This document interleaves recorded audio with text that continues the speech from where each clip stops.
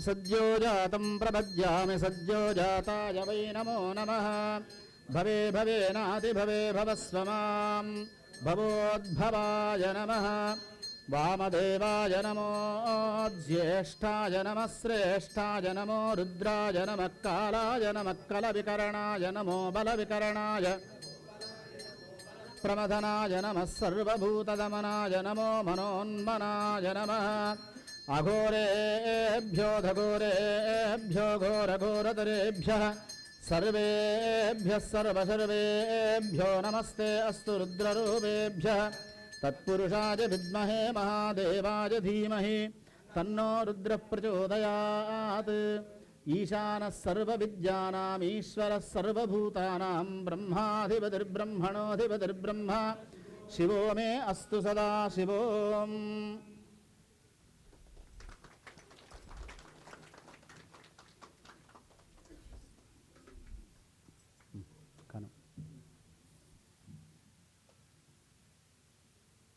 శ్రీ గురుభ్యో నమః. గురుగారికి నమస్కారం. అందరికీ గురు పూర్ణిమ శుభాకాంక్షలు. పాట పాడే ముందు మామూలుగా పాట పేరు చెప్తాం, రాగం పేరు చెప్తాం, తాళం పేరు చెప్తాం. కానీ అన్ని పేర్ల కన్నా ముఖ్యమైన పేరు గురువు పేరు. కాబట్టి మా ఇద్దరికి మొదటి గురువులైన మా అమ్మా నాన్నకి నమస్కారాలు. తర్వాత మా సంగీత గురువులు డాక్టర్ సంజయ్ సుబ్రహ్మణ్యం, ఆయన గురువు గారు సంగీత కళానిధి శ్రీ నైవేద్య సంతాన గోపాలన్ సార్, ఆయన గురువు సంగీత కళానిధి పద్మభూషణ్ శ్రీ టిఎన్ శేషగోపాలన్ గారు. అందరికీ హృదయపూర్వక నమస్కారం. తర్వాత మా తమ్ముడు కాశ్యప్ మృదంగం గురువు గారు శ్రీ జగదీశ్వరన్ అయ్యర్ మరియు ఏ శ్రీనివాస్ సార్, వాళ్ళు కూడా హృదయపూర్వక నమస్కారాలు. ఈరోజు మేము పాడబోయే మొదటి శివపదం చిదాకాశమందున.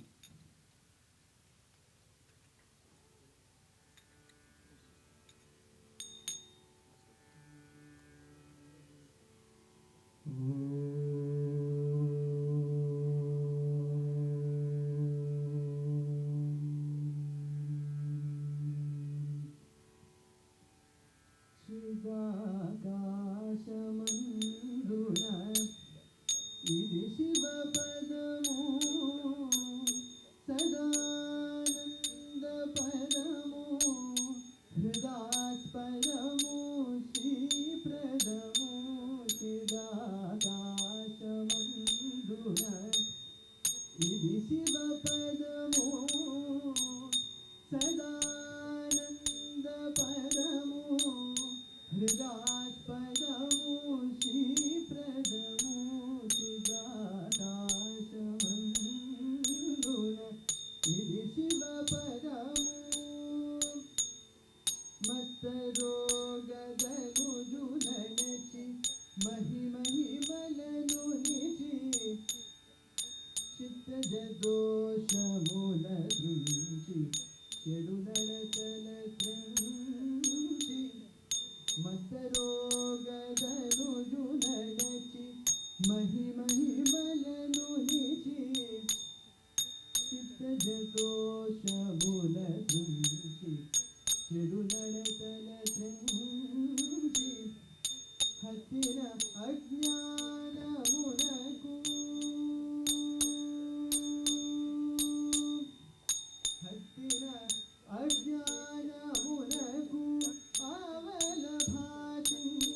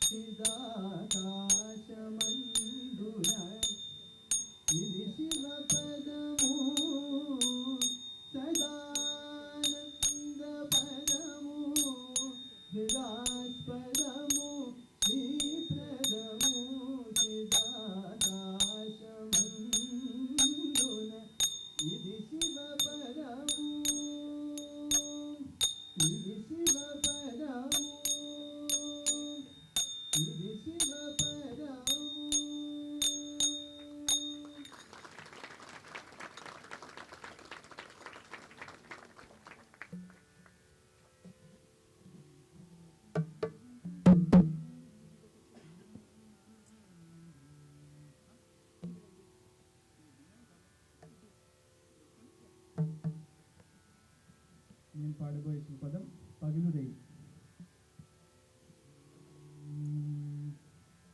పగలురే కలయు సంధ్య అగపడే కనుమల నడుమ అందు సాగే సాంబ శివానంద మహానాట్యము.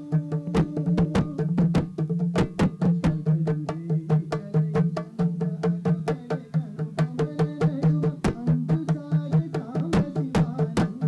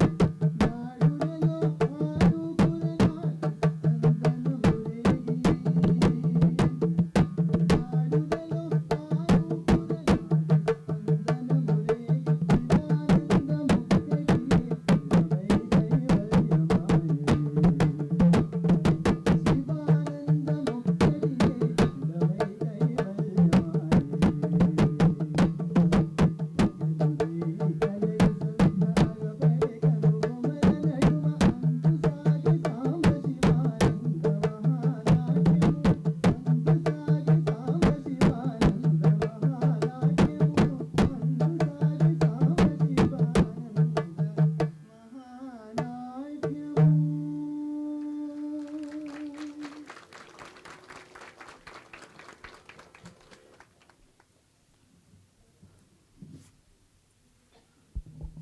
శ్రీలక్ష్మీవల్లభారంభాం విఘ్నోమునిమధ్యమాం అస్మదాచార్యపర్యంతాం వందే గురుపరంపరాం. అభవాయ మనోభవాయతే జలజాతోదర సంభవాయ చ జగతాం ప్రభవాయ సాక్షిణే గురువర్యాయ నమో నమః. అందరికీ గురు పూర్ణిమ హృదయపూర్వక శుభాకాంక్షలు. ఇవాళ గురుతత్వాన్ని ప్రవచించడానికి వచ్చినటువంటి బ్రహ్మశ్రీ సామవేద షణ్ముఖ శర్మ గారికి మీ అందరి తరపున, దేవాలయం తరపున వారికి సాదరంగా స్వాగతం పలుకుతూ, ఈవేళ గురుతత్వం మీద వారు ఎంతో దయతో ప్రవచనం చేయడానికి అనుగ్రహించారు.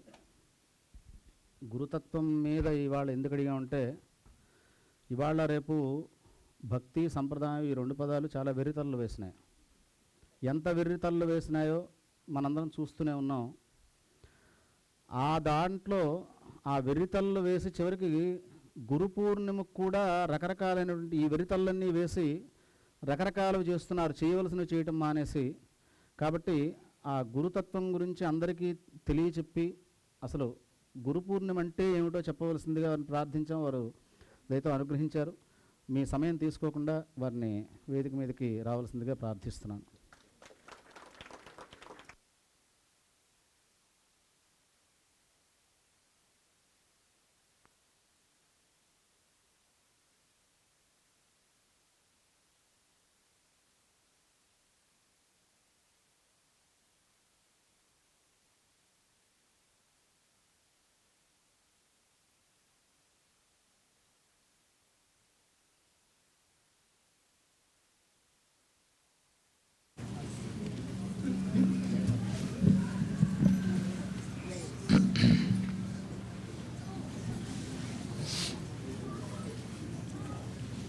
అంతరాయతిమిరోపశాంతయే శాంతపావనమచింత్య వైభవం తం నరం వపుషు కుంజరం ముఖే మన్మహే కిమపి తుందిలం మహః శరణం కరవాణి శర్మదం తే చరణం వాన్ చరాచరోపజీవ్యం కరుణామసృణైః కటాక్షపాతైః కురు మాం అంబకృతార్థ సార్థవాహం శారదా శారదాంభోజవదనా వదనాంబుజే సర్వదా సర్వదాస్మాకం సన్నిధి సన్నిధిం క్రియాత్ విమలపటీ కమలకుటీ పుస్తక రుద్రాక్ష శస్తహస్తపుటీ కామాక్షి పక్ష్మలాక్షి కలిత విపంచీ విభాసి వైరించి వాగర్థావివ సంపృక్తౌ వాగర్థ ప్రతిపత్తయే జగతః పితరౌ వందే పార్వతీ పరమేశ్వరౌ గురవే సర్వలోకానాం భిషజే భవరోగిణాం నిధయే సర్వవిద్యానాం దక్షిణామూర్తయే నమః జ్ఞానానందమయం దేవం నిర్మలస్ఫటికాకృతిం ఆధారం సర్వవిద్యానాముపాస్మహే దయమాన దీర్ఘనయనాం దేశికరూపేణ దర్శితాభ్యుదయాం వామకుచ నిహిత వీణాం వరదాం సంగీతమాతృకాం వందే శ్రీవేంకటాచలాధీశం శ్రియాధ్యాసితవక్షసం శ్రితచేతనమందారం శ్రీనివాసమహం భజే వ్యాసాయ విష్ణురూపాయ వ్యాసరూపాయ విష్ణవే నమో వై బ్రహ్మనిధయే వాసిష్ఠాయ నమో నమః అచతుర్వదనో బ్రహ్మా ద్విబాహురపరో హరిః అఫాలలోచన శంభు భగవాన్ బాదరాయణః శివాయ గురవే నమః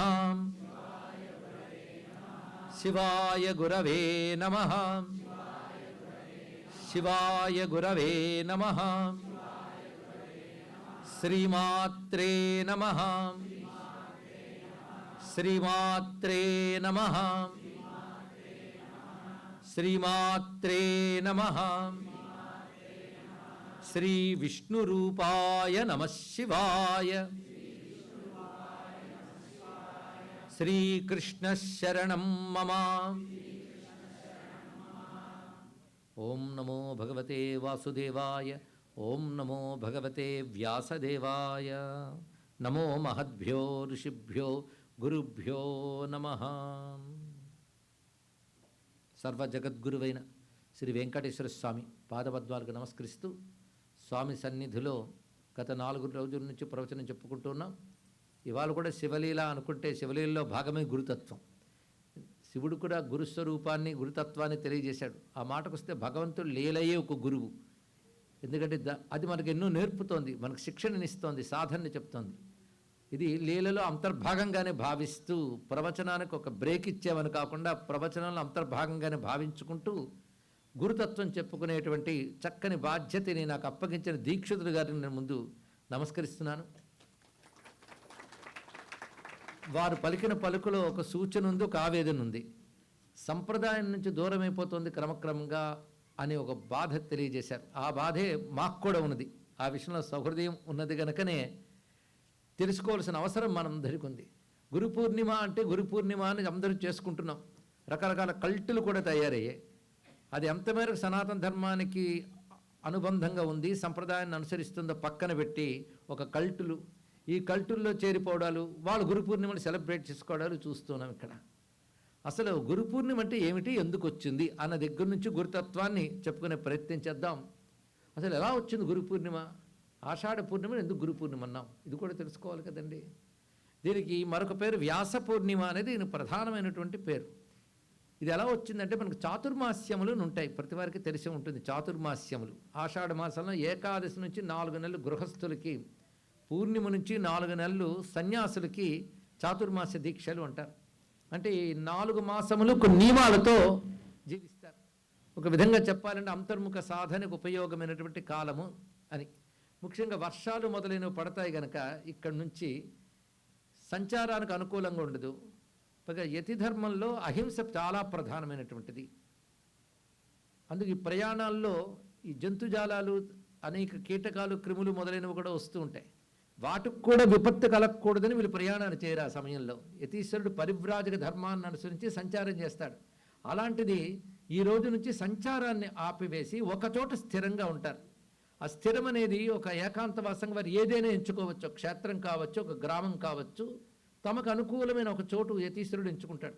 ఎంచుకుని ఈ రోజున ఏం చేస్తారంటే పూర్ణిమ నాడు చాతుర్మాస్యానికి దీక్షా స్వీకారం చేసి ముందుగా వారు గురువులను ఆరాధన చేసుకుంటారు. సన్యాసి గురువులు అనగానే అందరికీ గురువులు ఎవరు అంటే సనాతన ధర్మంలో గురువు అంటే పరమాత్మయే గురువు. ఇది తెలుసుకోవాలి. భగవంతుడు ఆది గురువు.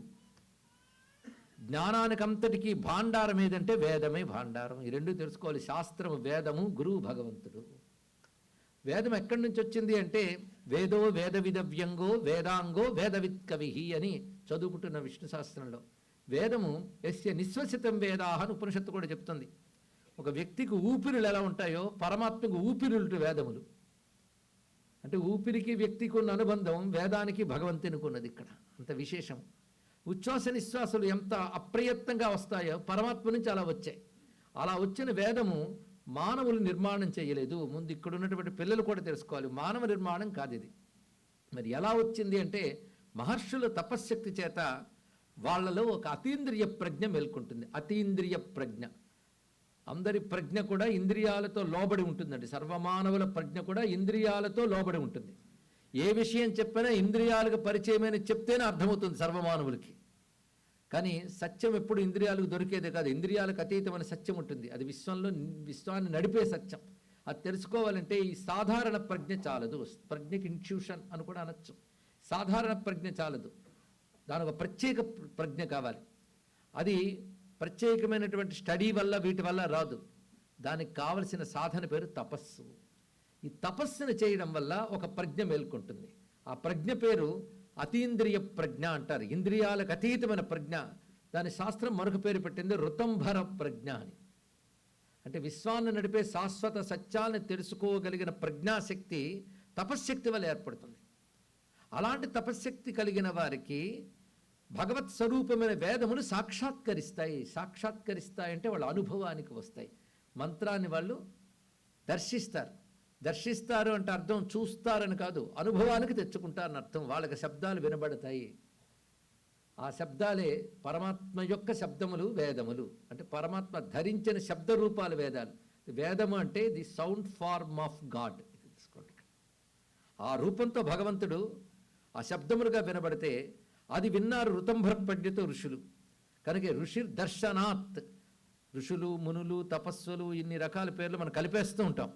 కానీ మునులు వేరు, తపస్సులు వేరు, యోగులు వేరు, సిద్ధులు వేరు, ఋషులు వేరు. ఋషి దర్శనాత్.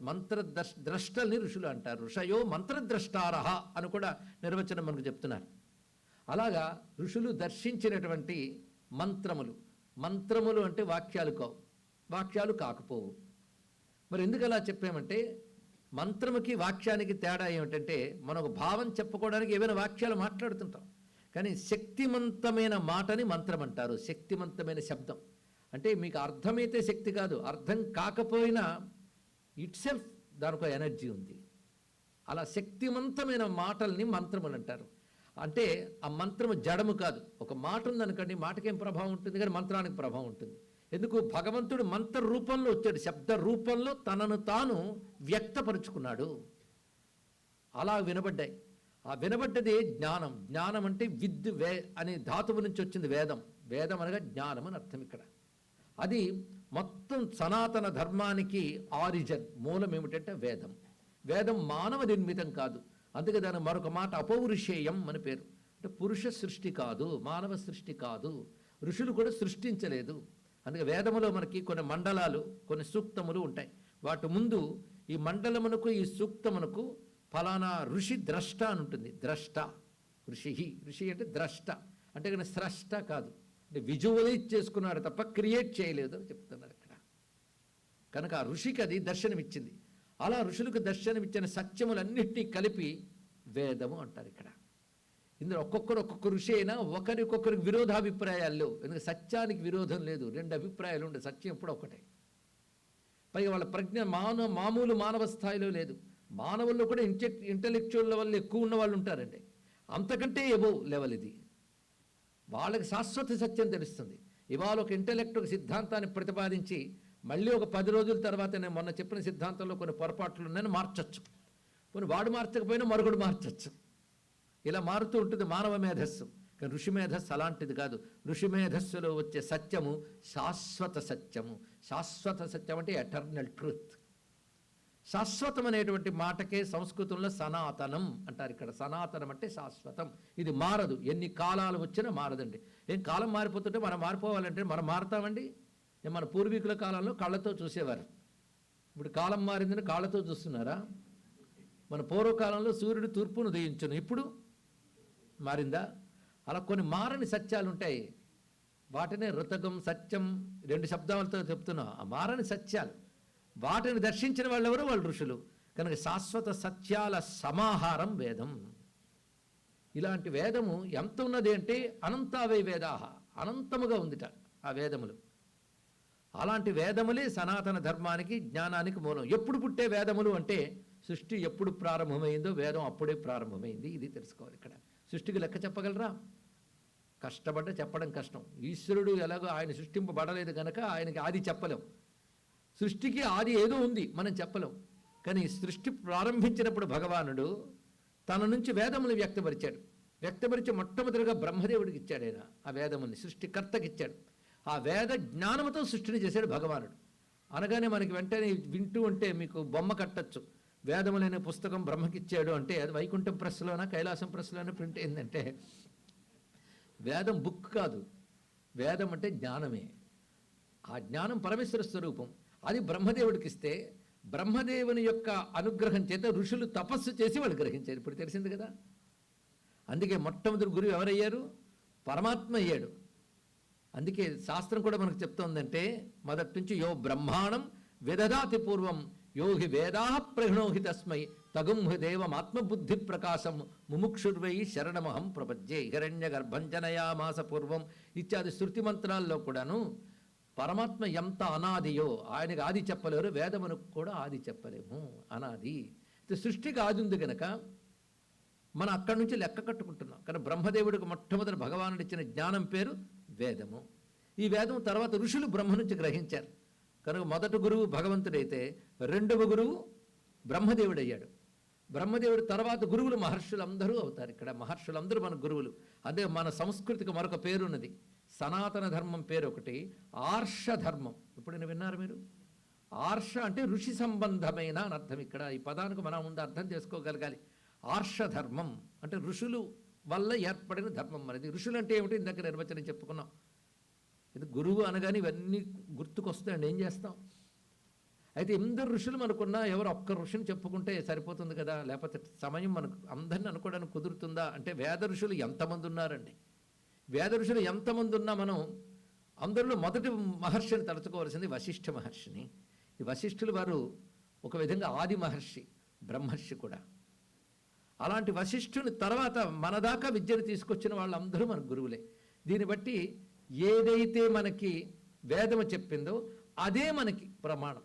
భీష్మ పితామహుడు కూడా అంపశయ్య మీద ఉన్నప్పుడు అనేక విషయాలు చెప్తాడు ధర్మరాజుకి. చెప్పినప్పుడు ఒక మాట అంటాడు, వేదము చెప్పిన నేను చెప్పి తిని. తిక్కన గారు కూడా అలాగే అనువాదం చేశారు. వేదం చెప్తే నేను చెప్పాను. అందుకే మన వేదవాక్యం అంటే చాలా ప్రమాణం. మనకి భారతీయులకి వేదవాక్యం ప్రమాణం. ఇక్కడ కొంతమంది పెద్దవాళ్ళు ఉన్నారు, పిల్లలకి తెలియదేమో కానీ వాడి మాట వేదవాక్కండి అనే మాట ఇప్పుడు విన్నారా మీరు? వేదవాక్ అంటే అర్థం ఏంటి? క్వశ్చన్ చేయకుండా పాటించాల్సిందే వేదం. ఇదే నీకు క్వశ్చన్ చేసే శక్తి లేదు, నీకు పాటించి చూడు, ఫలితం లభిస్తుంది. ఇక్కడ అది వేదవాక్యం అంటే అంత ప్రమాణం అన్నమాట ఇక్కడ. అలాంటి వేదం చెప్పినటువంటి వాక్యాల్ని ఈ ఋషులు మనకు అందిస్తే వశిష్ఠులు వారు మనల్ని అనుగ్రహించి తీసుకొచ్చినందుకు ఆయన ముందు నమస్కారం చేశాం. అలా క్రమంగా ఋషుల్లో మన వేద వ్యాసులు వారిని ఇప్పుడు నమస్కారం చేసుకుంటున్నాం. ఎవరి వ్యాసుడు ఇది తెలియాలి కదా. ఇది వేదం గొప్పదే కావచ్చు, అలాంటి వేదాన్నంతటినీ ద్వాపర యుగాంతంలో మన కోసం ఒక క్రమబద్ధీకరణ చేసి కంపైల్ చేసి లేదా విస్తరించి మన కోసం అందించినటువంటి వారెవరో అతడు వేదవ్యాసుడు.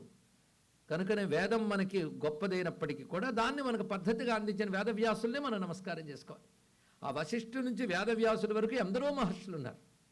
వ్యాసుడు కూడా ఆ మహర్షులు చెప్పినటువంటి జ్ఞానాన్నే మనకు అందించాడు వేదము ద్వారా. అక్కడితో ఆగలేదు. వ్యాసుడు చేసినటువంటి విషయం చూద్దాం. అక్కడ తాకుండా పురాణ విద్యను అందించాడు. పురాణాలు కూడా వ్యాసుడు రాయలేదండి. ఇది పురాణాల గురించి వేదంలోనే ప్రస్తావన ఉంది. కానీ పురాణాలు కూడా వ్యాస నిర్మితం కాదు. ఒక మాట ఉంటుంది పురాణంలోనే, పురాణం అంతా కలిపి ఒకటేట. ఆ ఒక్క పురాణ విద్యని వేదముని ఎలాగైతే వ్యాసం చేశాడో రానున్న కలియుగం కోసం దాన్ని 18 మహాపురాణాలుగా 18 ఉపపురాణాలుగా విభాగం చేసి అందించిన వారు వ్యాస భగవానుడు. ఈ రెండు కూడా ఆయన తయారు చేయలేదు. ఇది తెలుసుకోవాలి. ఎందుకంటే ఎవడైనా కొత్త సిద్ధాంతం తెచ్చారంటే కొంప ముంచాడు అని అర్థం చేసుకోవాలి. ఇక్కడ మనకు కావాల్సిన సనాతన సిద్ధాంతం కానీ కొత్త సిద్ధాంతం కాదు. ఇది ముందు గుర్తుపెట్టుకోవాల్సిన అవసరం. కనుక వేదము పురాణములు ఇచ్చిన తర్వాత ఇంకా వేదము నుంచి డిరైవ్ అయిన శాస్త్రాలు మనకు చాలా ఉన్నాయి. వేదం నుంచి డిరైవ్డ్ అవి ఏమిటంటే తంత్రశాస్త్రాలు. వీటికి ఆగమములు అని పేరు. వేదానికి నిగమం అని పేరు, వీటికి ఆగమములు అని పేరు. ఈ ఆగమాల్లోనే మన పాంచరాత్రం, వైకానసం, శైవాగమాలు, వైష్ణవాగమ, ఇలాగే శాక్తేయ ఆగమాలు ఇవన్నీ వస్తాయి. ఈ ఆగమాలు కూడా వేదముల నుంచి వచ్చినవే. అందుకే సనాతన ధర్మం నిగమం ఆగమం అనే రెండింటి మీద బేస్ అయ్యిందండి. ముందు మన ధర్మం గురించి కూడా తెలుసుకోవాలి. లేకపోతే ఏమిటయ్యా మీ హిందూ ధర్మం అంటే మనం ఏం చెప్తాం? మన సోర్స్ ఆఫ్ నాలెడ్జ్ ఏమిటి అంటే వేదం అని చెప్తే సరిపోదు. ఈ నిగమ ఆగమ ఈ రెండు తెలుసుకోవాలి. ఇక్కడ ఈ నిగమాగమాల మధ్య ఉన్న సమన్వయాన్ని పురాణం చెప్తుంది. అది గొప్ప విషయం ఇక్కడ. అంతేకాదు వేదం చెప్పిన ధర్మం ఏ కాలానికైనా ఆ కాలానికి తగ్గట్టుగా అప్లై చేస్తూ వేదంలో చెప్పిన శృతిని స్మరించి రాసినవి స్మృతులు అనిపించుకుంటాయి. ఇది మరొకటి వచ్చింది. దీనికి ధర్మశాస్త్రాలని పేర్లు. ఇవి కూడా వేల సంఖ్యలో ఉన్నాయి. మనం మనుస్మృతి అంటాం. పారాశర స్మృతి ఉన్నది, ఇంకా యాజ్ఞవల్క్య స్మృతి ఉన్నది, పిప్పలాద స్మృతి ఉన్నది, అనేక ధర్మశాస్త్రాలు ఉన్నాయి. ఇవి కూడా ఋషులు ఏర్పాటు చేశారు. ఇవి స్మృతులు అంటే శృతికి విరుద్ధం కావు. అన్ని వేదాన్ని బేస్ చేసుకుని వస్తున్నవి ప్రతివి కూడా. అలాగే తంత్రశాస్త్రంలో ఉపాసించే దేవతలు శివుడు, విష్ణువు, రాముడు, కృష్ణుడు వీళ్ళందరూ కూడాను వేదముల్లో వారే. దాని తంత్రశాస్త్రం అందిస్తోంది. తంత్రము ఆగమము రెండు ఇంచుమించు సమానమే. ఇలా మనకి విస్తరించి ఎంత వాంగ్మయం ఉంది చూడండి. ఏమిటయ్యా మీ హిందూ ధర్మానికి బేస్ అంటే చెప్తే నీ కళ్ళు తిరిగిపోతాయి, అంత జ్ఞానం ఉందని చెప్పొచ్చు మనం ఇక్కడ. కనుక శృతి, స్మృతి, పురాణాలు, ఆగమాలు ఇవన్నీ కూడా మన యొక్క సంపదలు. ఇందులో మళ్ళీ కాలగతిలో కొంతమంది మార్పులు చేర్పులు కొన్ని కలిసి ఉండవచ్చుగాక. ఇది సనాతన ధర్మంలో డైనమిక్ రిలీజియన్. ఇది కూడా తెలుసుకోండి. ఇక్కడ ఫెనటిక్ కాదు, డైనమిక్ అని ఎప్పటికప్పుడు ఆ కాలానికి అనుగుణంగా ఈ ధర్మాన్ని ఎలా అప్లై చేయాలో మహాత్ములు పుట్టి చూపించి వెళ్ళారు ఇక్కడ. అలాంటి వాళ్ళు చాలామంది వచ్చారు. అయితే ఎంతమంది వచ్చినా వీటన్నిటిని ఒక దగ్గర చేతి క్రమబద్ధీకరించి అటు వేదములను ఆ విధంగా ఇచ్చి పురాణాలను ఈ విధంగా తీర్చిదిద్ది ఈ వేద పురాణ ఇంకా మంత్రశాస్త్రాలు ఆగమాలు అన్నీ కలిపి ఒక్క గ్రంథంలో తీసుకోవాలని ప్రతిజ్ఞ పట్టి వేదవ్యాస భగవానులు ఒక అద్భుతమైన గ్రంథాన్ని రచించారు. దాని పేరు మహాభారతం. మహాభారతం నిజంగా మనమేదో కురుపాండవుల కథ ఏదో అనుకుంటాం, కానీ కొంచెం జాగ్రత్తగా మహాభారతం మాత్రం చదివితే ఆ కథ అంత ప్రధానం కాదు. కథని బేస్ చేసుకుంటూ ఆ మహానుభావుడు ఇచ్చినటువంటి విజ్ఞానం అపార విజ్ఞానం అండి మహాభారతం. అందుకే ఒక పాశ్చాత్యుడు అంటాడు, ఏదైనా ఒక్క పుస్తకం ఎంచుకో ప్రపంచం మొత్తం మీద, ఇన్ని వద్దు. ఎందుకంటే ఒకసారి లైబ్రరీకి వెళ్తే ఏదో చదువుదామని ఠారెత్తి బయటకు వచ్చేస్తాం. ఇది ఇన్ని పుస్తకాలా అని భయం వేస్తుంది మనకి ఎక్కడ. అలాగైతే ఏదో ఒక పుస్తకం సెలెక్ట్ చేసుకోని నన్నంటే నేను మహాభారతాన్ని ఎంచుకుంటానని చెప్పాడండి. ఎందుకంటే మహాభారతం అంత గొప్ప నిధి. ఎన్నో గ్రంథాలు పుట్టించిన మహాగ్రంథం మహాభారతం. అందుకే వ్యాసుల వారు ఇటు పురాణములు వేదములు చేసిన పని అంతా ఒక ఎత్తు, మహాభారత రచన ఒక్కటి ఒక ఎత్తు. అందుకే మహాభారతం ద్వారా జ్ఞానదీపాన్ని వెలిగించిన నమోస్తుతే వ్యాస విశాల బుద్ధే నమస్కారం చేసుకోవడం కూడా మనకు కనబడుతున్నది. ఆ మహాభారత జ్యోతే ఒక భగవద్గీత. ఆ మహాభారతం నుంచి ఎన్ని వచ్చాయండి గ్రంథాలు. భగవద్గీత ఒక్కడు చాలుదు. మన సనాతన ధర్మం యొక్క గొప్పతనాన్ని సారంగా అందిస్తుంది భగవద్గీత. అది పుట్టింది ఎక్కడ? మహాభారతంలోనే. అలాంటి గీతలు మహాభారతంలో చాలా ఉన్నాయి. మళ్ళీ అందులో భీష్ముడు చెప్పిన 2 పర్వాలు ఉన్నాయి, పెద్ద పర్వాలు, శాంతి, అనుశాసనిక. ఇదంతా చదివితే ఎన్సైక్లోపీడియా ఆఫ్ హిందూయిజం అండి, అంత చెప్పాడు మహానుభావుడు. అదంతా వచ్చింది మహాభారతంలోనే. ఇది కాకుండా సనత్సుజాతీయమని సనత్సుజాతుడు చెప్పిన జ్ఞానం ఉంది, విదురు నీతి అని విదురుడు చెప్పినటువంటి అంశములు ఉన్నాయి. ఇవన్నీ ఇక్కడున్న వాళ్ళు తెలుసుకోవాల్సింది. అదేమి పరలోక జ్ఞానములు కావు. ఇది బాగా తెలుసుకోవాలి. పరలోక జ్ఞానము కాదు, ఇహలోకంలో బ్రతకవలసిన విధానం అంతే. ప్రతి మనిషికి అవసరం అండి, ప్రతి మనిషికి అవసరం. బుద్ధి పనిచేసిన దగ్గర నుంచి బాల్యంలో ఎలా ఉండాలి, కౌమారంలో ఎలా ఉండాలి, వార్ధక్యంలో ఎలా ఉండాలి అంటూ జీవితాన్ని చక్కగా విభాగం చేసి బ్రహ్మచర్య, గార్హపత్య, వానప్రస్థ, సన్యాస ఆశ్రమాలు విభాగం చేసి వివిధమైన వృత్తుల ప్రకారంగా వర్ణములు ఏర్పాటు చేసి అందరూ గొప్పవాళ్లే, వారి వర్ణాన్ని అనుసరించి వారి ఆశ్రమాన్ని అనుసరించి ఇవి ధర్మాలు, ఇవి పాటించండి. భగవంతుడు ఇన్ని రూపాలతో ఉన్నా ఒక్కడే అని తెలుసుకుని మీరు ఆ రూపాలను ఉపాసించండి, దేవతలను ఆరాధన చేయండి, ఈ విధంగా ఉండండి. జీవితం ఇలా ఉండాలంటే ఒకటి యోగ శాస్త్రాన్ని, ఇటు మంత్రశాస్త్రాన్ని, అటు జ్యోతిష్ శాస్త్రాన్ని, ఇటు ధర్మశాస్త్రాన్ని కలబోసి సనాతన ధర్మాన్ని ఒక అద్భుతంగా తీర్చిదిద్దిన మహానుభావుడు వ్యాసదేవుడు అండి. ఇక్కడ ఈ వ్యాసుడు ఎవరు అన్నది మళ్ళీ చెప్పాలి కదా. వ్యాసుడు ఎవరంటే పరాశర మహర్షి యొక్క పుత్రుడు. ఈ పరాశరుడు ఒక దివ్య మహర్షి. ఈయన ఎవడంటే వశిష్ఠ మహర్షి యొక్క పుత్రుడు శక్తి మహర్షి. శక్తి మహర్షి పుత్రుడు పరాశర మహర్షి. ఆ పరాశర మహర్షి ఒక రోజున తపస్సు చేస్తూ ఉండగా నారాయణుడు తపస్సుకు సాక్షాత్కరించి, నీ యందు నా తేజస్సు నిహితం చేశాను, ఆ తేజస్సు ఒక దివ్యమైన అప్సరకాంత సత్యవతిగా పుట్టి ఉన్నది, ఆమె యందు దీన్ని నిహితం చేయాలి అని చెప్పగా, ఇక్కడ కాముకత్వం లేదు, కేవలం ఈశ్వరాజ్ఞతో ఈశ్వర తేజస్సుని అంటే విష్ణు తేజస్సుని తీసుకుని పరాశర మహర్షి పడవ నెడుతూ ఉన్నటువంటి సత్యవతి, ఈమె సామాన్యం కాదు, పుట్టిగే చాలా చిత్రమైనది. ఇప్పుడు వాటంతా లోతుకుని వెళ్ళట్లేదు, కానీ ముందు సామాన్య స్త్రీ కాదు అని తెలుసుకోవాలి. ఇక్కడ దివ్యకాంత. అందుకే అప్పటికప్పుడు ఇది విష్ణువాజ్ఞ గనక నీ యందు నా విష్ణు తేజస్సుని నిక్షిప్తం చేస్తాను, దీనివల్ల నీ కన్యాత్వం చెడదు. చూడండి, పుట్టుక వల్ల కన్యాత్వం చెడదు. పైగా అప్పటికప్పుడు ఒక ద్వీపాన్ని ఆయన సృష్టించాడు. ఆ సృష్టించి ఆమె యందు తేజస్సుని నిహితం చేశాడు.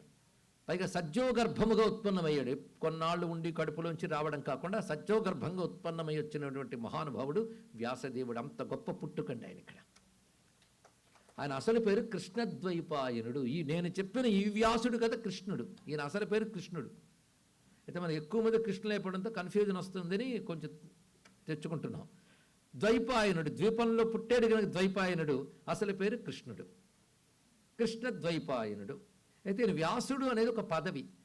వ్యాసులు ప్రతి మహాయుగంలో మారుతుంటారని శాస్త్రం. ఎంతమంది వ్యాసులు ఇప్పుడు వచ్చారో ఇప్పటి వరకు పురాణాలు లిస్ట్ ఉందండి. ఇలాంటి వ్యాసులు రానున్న కలియుగం కోసం కావలసినటువంటి జ్ఞానం ఇస్తూ ఉన్నటువంటి వాళ్ళు ప్రతి ద్వాపర యుగాంతంలో ఒక వ్యాసుడు వస్తాడట. అలా ఇప్పటి వరకు ఎందరు వేదవ్యాసులు వచ్చారో లిస్ట్ ఉంది. ఇప్పుడు మనం చెప్పుకుంటున్న వేదవ్యాసుడు కృష్ణద్వైపాయనుడు. ఇదివరకు ఎంతమంది వచ్చారో, ఇకపై రాబోతున్న వాళ్ళ గురించి కూడా చెప్పారండి. అది పురాణం యొక్క గొప్పతనం. ఇవన్నీ మన వ్యాసులు వారు రాశారు ఇక్కడ. అలాగా ఎంతమంది వ్యాసులు వెళ్ళారు, ఇప్పుడున్న ఆయన పేరు మాత్రం కృష్ణద్వైపాయనుడిని మనకు తెలియజేశారు. అయితే ఇందరు వ్యాసులు వచ్చినప్పుడు ఒక్కొక్క మహర్షి ఒక్కొక్క ఒపీనియన్ చెప్పచ్చు కదా. అంటే వీళ్ళందరూ ఉన్న వేదాన్ని అందిస్తున్నారు, కానీ కొత్తగా వాళ్ళు ఏం తయారు చేయట్లేదు ఇక్కడ. అయితే ఈ వ్యాసుడు నారాయణుడు, అందులో సందేహం. ఈ వ్యాసుడు కాదు, వ్యాసులు అందరూ నారాయణ స్వరూపాలే. ఆ కారణం చేతనే వ్యాసాయ విష్ణు రూపాయ వ్యాస రూపాయ విష్ణవే అంటే వ్యాసరూపుడైన విష్ణువునకు, విష్ణు రూపుడైన వ్యాసునకు. విష్ణువుకి వ్యాస అని పేరుంది కదా, మీరు చదువుతున్నారు. వ్యాస విష్ణు శాస్త్రంలో వస్తుంది వ్యాస అనేటువంటి నామం. అంటే వ్యాసుడే విష్ణువు. ఆయన చేసింది అంతే, విశ్వాన్ని విస్తరింపజేశాడు కనుక ఆయన వ్యాసుడేనండి ఇక్కడ. మరి ఈయన వ్యాసుడే. దీనికి సంబంధించి మన మహాభారతంలోనే వ్యాసుని యొక్క తత్వాన్ని తెలియజేస్తూ గొప్ప కథ ఉన్నది. ఒకప్పుడు ఈ వేదములన్నీ ఏర్పాటు చేసిన తర్వాత ఈ ఋషులకి అందించి, ఆ ఋషులు తపస్సుతో దర్శించిన తర్వాత దీన్ని కాలంలో మార్పులు వస్తూ ఉంటే దీన్ని తానికి తగ్గట్టు అందించాలంటే ఏం చేయాలి, బ్రహ్మదేవుడికి ఆలోచన వచ్చింది. వెంటనే నారాయణ్ణి ధ్యానం చేస్తున్నాడు ఆయన బ్రహ్మదేవుడు. అప్పుడు నారాయణ యొక్క తేజస్సు ఒక దివ్యాకృతిగా బ్రహ్మ ఎదురుగా ప్రత్యక్షమైంది. అప్పుడు బ్రహ్మ చూసి ఆశ్చర్యపోయాడు, ఈయనెవరు అని. అప్పుడు నారాయణుడు చెప్తున్నాడు, ఈయన నా యొక్క అంశ, ఈయన పేరు అపాంతరతముడు అన్నారు. అపాంతరతమ, ఇది ఆయన యొక్క పేరు. అపాంతరతమ అనే శబ్దం చాలా విశేషమైనది. అంటే అంతరతమస్సు, లోపలున్న చీకటిని తొలగించువాడు. లోపల ఉన్న చీకటి ఒకటి ఉంది తెలుసా మనకి, బయట చీకటి కంటే భయంకరమైనది. ఇక్కడ ఒక్క సూర్యుడు తీస్తే బయట చీకటి పోతుంది, 1,000,000 సూర్యులు దించినా లోపల చీకటి పోతుంది. దాని పేరేమిటయ్యా అంటే అజ్ఞానం, అవిద్య. ఆ అవిద్యని, అజ్ఞానాన్ని పోగొట్టేటువంటి కాంతి ఎవడిదో, అజ్ఞానాన్ని పోగొట్టగలిగే తేజస్సు ఎవడో ఆయన పేరు అపాంతరతమ. ఈ పేరు గుర్తుపెట్టుకుని అపాంతరతమ నామ్నే నమః అని వ్యాసనామాల్లో కూడా ఇవాళ పూజ చేసుకున్నాం మనం ఇక్కడ. అపాంతరతమ అతన్ని చూపించి విష్ణువు చెప్తాడు. ఎప్పటికప్పుడు కాలంలో వేదముల్ని విభాగం చేయవలసి వచ్చినప్పుడు ఈ అపాంతరతముడు ఒక మహర్షి రూపంలో ప్రవేశించి ఆయనే చేస్తాడు అన్నాడు. కనుక అందరు వ్యాసులు అపాంతరతముడిని విష్ణువు నుంచి వచ్చిన వారే. అందుకే వ్యాసాయ విష్ణు రూపాయ అని చెప్తున్నా అక్కడ. అయితే విష్ణువు అంటే మళ్ళీ బ్రహ్మ విష్ణువ శివుడా అండి? ఆ డౌట్ గత 4 రోజులుగా ప్రవచనం విన్న వాళ్ళకి ఉండదు. అందుకే ఈయన ఎవడయ్యా అంటే అచతుర్వదనో బ్రహ్మ ద్విబాహురపరోహరి అపాలలోచన శంభు అన్నారు ఇక్కడ. అచతుర్వదనో బ్రహ్మ అంటే 4 ముఖాలు లేని బ్రహ్మ, అదేవిధంగా 4 చేతులు లేని విష్ణువు, నుదుట కన్ను లేని శివుడు. ఆయన వ్యాసునికి నమస్కారం అన్నారు ఇక్కడ. అందుకని బ్రహ్మ విష్ణు శివాత్మకుడు. గురుర్ బ్రహ్మ గురుర్ విష్ణు గురుర్దేవో మహేశ్వర గురు సాక్షాత్ పరం బ్రహ్మ తస్మై శ్రీ గురవే నమః అని మనకి సాధారణంగా చదువుతాం. అంటే వ్యాసుడిగా ఇప్పుడు చెప్పిన ప్రకారంగా వ్యాసుడి మించి ఎవరున్నారనుకోండి ఇలాగా. అయితే ఒక్క వ్యాసుని నమస్కరిస్తే మనకి ఇదివరకు వచ్చిన గురువులందరినీ నమస్కరించినట్లే, ఇందులో సందేహం. ఇదివరకు వచ్చిన గురువులు అంటే భగవంతుడు ధరించిన గురు రూపాలు చాలా ఉన్నాయి. ఒకటి దత్తాత్రేయ స్వరూపం, నారాయణుడు ధరించిన గురుస్వరూపం. అదేవిధంగా హయగ్రీవ స్వామి నారాయణుడు ధరించిన అర్చావతారం, దక్షిణామూర్తి శివుడు ధరించిన గురుస్వరూపం, ఇక శారదామాత జగన్మాత ధరించిన గురుస్వరూపం. అంటే మనం ఉపాసించే దేవత గురుస్వరూపంగా కనబడుతుంది. పైగా దేవత ఏ రూపంతో అనుగ్రహించాలి అంటే మాతా పిత ఆచార్య ఇన్ని రూపాలతో దేవత కాపాడుతుంది. నీవే తల్లివి తండ్రివి, నీవే నా తోడు నీడ అని అంటుంటాం కదా. అని మాతా పిత ఇన్ని రూపాలతో భగవంతుని మనం అనుగ్రహించాలి. అన్నిటికంటే గురు రూపంతో అనుగ్రహించాలి, భగవంతుని ప్రార్థన చేయాలి. ఇలా మనం ఎప్పుడైనా అడుగుతామో భగవంతుడిని, నాకు ఇలా ఇవ్వు అలా ఇవ్వు అని మనమే ఆయనకి డిజైన్ గీసి ఇచ్చేస్తుంటాం. ప్లాన్, నన్ను ఎలా రక్షించాలో ఇలా ప్లాన్ వేసిస్తుంటాం. ఆయనకేమి అవకాశం ఇవ్వం. అసలు నీ ఇష్టమయ్యా అని అడగడమే చాలా మంచిది. అసలు ఏదైనా ఒక రూపంతో అడగాలంటే గురువుగా అడగడం అన్నిటికంటే మంచిదండి ఇక్కడ. ఎందుకంటే గురువు అంటే తల్లి తండ్రి అందరికంటే ఎక్కువ గురువు. అది గురుస్వరూపంగా చూడు అంటే గురువుల్లో అనేక రకాలు ఉన్నారు. ఏదో బోధ చేసి వెళ్ళిపోయే వాళ్ళు కొందరు, నిన్ను తీర్చిదిద్దే వాళ్ళు కొందరు, అడుగడుగునా గమనించుకుంటూ తీసుకెళ్లేవారు కొందరు. ఇవన్నీ చేయగలిగేవాడు ఈశ్వరుడే. అది అసలు గురువు ఈశ్వరుడే. మళ్ళీ మొదట వచ్చినవాడే ఈశ్వరుడు. ఆయన ఎప్పటికప్పుడు జగతిని అనుగ్రహించడం కోసం తానే వేద రూపంలో వచ్చాడు, జ్ఞాన రూపంలో వచ్చాడు. కానీ భగవంతుడు వేద రూపంలో వచ్చాడంటే జ్ఞాన రూపంగా అవతరించాడు ఆ స్వామి. అంటే జ్ఞానం చేతనే మానవకోడు తరించాలి గనక ఆయన జ్ఞాన రూపంగా వచ్చాడు. ఆ జ్ఞానాన్ని బ్రహ్మకిచ్చాడు. బ్రహ్మ నుంచి ఋషులకు వచ్చింది. ఋషుల్లో వశిష్ఠుడిని మొదట అనుకుంటే తర్వాత శక్తి, పరాశరుడు, వ్యాసుడు అని అనుకున్నాం. ఇది పరంపర. అయితే ఇందులో మనకి వ్యాసుడిని ఎందుకు ప్రధానంగా తీసుకున్నామంటే ఇంత ధర్మాన్ని ఒక క్రమబద్ధీకరణ చేసి మనకిచ్చిన మహానుభావుడు వేదవ్యాసుడే. అందరికీ ఈయనే, 4 ఆశ్రమాల వరకు ఈయనే గురువు. బ్రహ్మచర్యాశ్రమం ఎలా ఉండాలో ఆయనే చెప్పాడు. అలాగే గృహస్థులు ఎలా ఉండాలి, వానప్రస్థులు ఎలా ఉండాలి, సన్యాసులు ఎలా ఉండాలి, వాళ్ళ విధి ఏమిటి, వీళ్ళ విధి ఏమిటి అన్నీ చెప్పిన వాడు కనుక సన్యాసులు కూడా వేదవ్యాసుని పూజ చేసుకునే చాతుర్మాస దీక్ష స్వీకరిస్తారండి ఇక్కడ. ఎందుకంటే ఆ వ్యాసుడు చెప్పినటువంటి గ్రంథముల ఆధారంగానే బ్రహ్మ విద్యను చెప్పుకుంటారు. పైగా వేదవ్యాసుడు ఇటు భారతాన్ని రచించాడు. భాగవతం ఎలాగూ పురాణాలు అంతర్భాగం కనుక వేరేగా చెప్పనవసరం లేదు. భాగవతం రచించిన వేరే చెప్పాలా? పురాణం అంటేనే భాగవతం, అందులోకి అంతర్భాగం. భారతం తర్వాత ఆయన చేసిన మరో కృషి ఏమిటంటే ఉపనిషద్వాక్యాలన్నీ ఒక కుసుమాల్లాగుంటే బ్రహ్మసూత్రాలను సూత్రం అంటే తాడు, దాంట్లో పూలదండలో గుచ్చాడు ఆయన. అదే బ్రహ్మసూత్రములు అనే రచన చేశాడు వేదవ్యాసులు వారు. కానీ సంప్రదాయవాదులు బ్రహ్మసూత్రములు వేదవ్యాసులు రాశారు అంటారు. ఈయనకి బాదరాయణుడే నామాంతరం కూడా ఉన్నది ఇక్కడ. అలాంటి బాదరాయణుడు ఇంత కృషి చేశాడండి. అదే బ్రహ్మసూత్రం అంటే ఉపనిషత్తులు చెప్పిన వేదాంత విజ్ఞానం అంతా, దాన్ని ఉత్తర మీమాంస అని కూడా అంటారు. ఈ వేదాంత విద్య సన్యాసులకు ప్రధానం. అదే యజ్ఞయాగాది కర్మలు ఇవన్నీ గృహస్థులకు ప్రధానం. కనుక కర్మ భాగము గృహస్థులకి, బ్రహ్మచారులకి, వానప్రస్థులకి ప్రధానమైతే కేవల వేదాంతం సన్యాసికి ప్రధానం. అది కేవల అని పెట్టాము ఇక్కడ. అంటే గృహస్థులకు వేదాంతం అక్కర్లేదని చెప్పడం కాదు, గృహస్థులు వీటితో పాటు వేదాంత విద్య తెలుసుకోవచ్చు, వీటిని వదిలి వాళ్ళు వెళ్ళకూడదు. మనకు వైరాగ్యం కలిగిన గృహస్థాశ్రమంలో ఉంటే సన్యాసిలా ప్రవర్తించకూడదు, గృహస్థ ధర్మాలు పాటిస్తూనే వేదాంత విద్య అనుసంధానం చేసుకో, తప్పేం లేదు అక్కడ. అంటే వైరాగ్యం కలిగితే వేదాంతం, వైరాగ్యం లేని వాడికి వేదాంతం లేదండి, తెలుసుకోండి ఇక్కడ. ఇలాగా ఎవరికి ఏది అధికారము బోధించిన మహానుభావుడు ఎవరు? వేదవ్యాసులు. అదే సన్యాసులకైనా ఆయన గురువు, గృహస్థులకైనా ఆయన గురువు, మనందరికి కలిపి గురువు అంటే వేదవ్యాసులే. మన మతానికి ప్రవక్త లేడు, తెలుసు కదా మీకు. ఒక ప్రవక్త ఒక పుస్తకం కాదు మనకు ఆధారం. అదే మన మతానికి ప్రవక్త పేరు లేదు, మిగిలిన మతాలకి ప్రవక్తల పేర్లు ఇత్యాదులు ఉన్నాయి, మన మతానికి ఆ పేరు లేదు. ఎప్పుడైనా ఆలోచించారు మీరు? ఇప్పుడు హిందూ మతం అంటున్నాం, హిందూ మతం అంటే హిందూ దేశంలో పుట్టింది కనుక దీనికి హిందూ మతం. దీనికి నామాంతరాలు ముందే చెప్పుకున్నాం, సనాతన ధర్మం, ఆర్ష ధర్మం. హిందూ ధర్మం తప్పేం లేదు, మన దేశంలో పుట్టింది కదా మన ధర్మం అనుకుంటాం. మరొక ధర్మం భారతీయ ధర్మం, ఇది దేశవాచకమే కదా అంటే వేదాల్లో భారత శబ్దం ఉంది, అగ్నిమిచ్చధ్వం భారతాహ ఇత్యాది మంత్రాలు. కానీ భారతీయ సంస్కృతికి అంతటికి అందులో చెప్పే ఏ విషయానికైనా, ఇప్పుడు యోగ శాస్త్రం ఉంది, ఇప్పుడు దాన్ని మనం హిందూ మతం నుంచి బయటికి లాగేయడానికి చాలామంది ప్రయత్నిస్తున్నారు.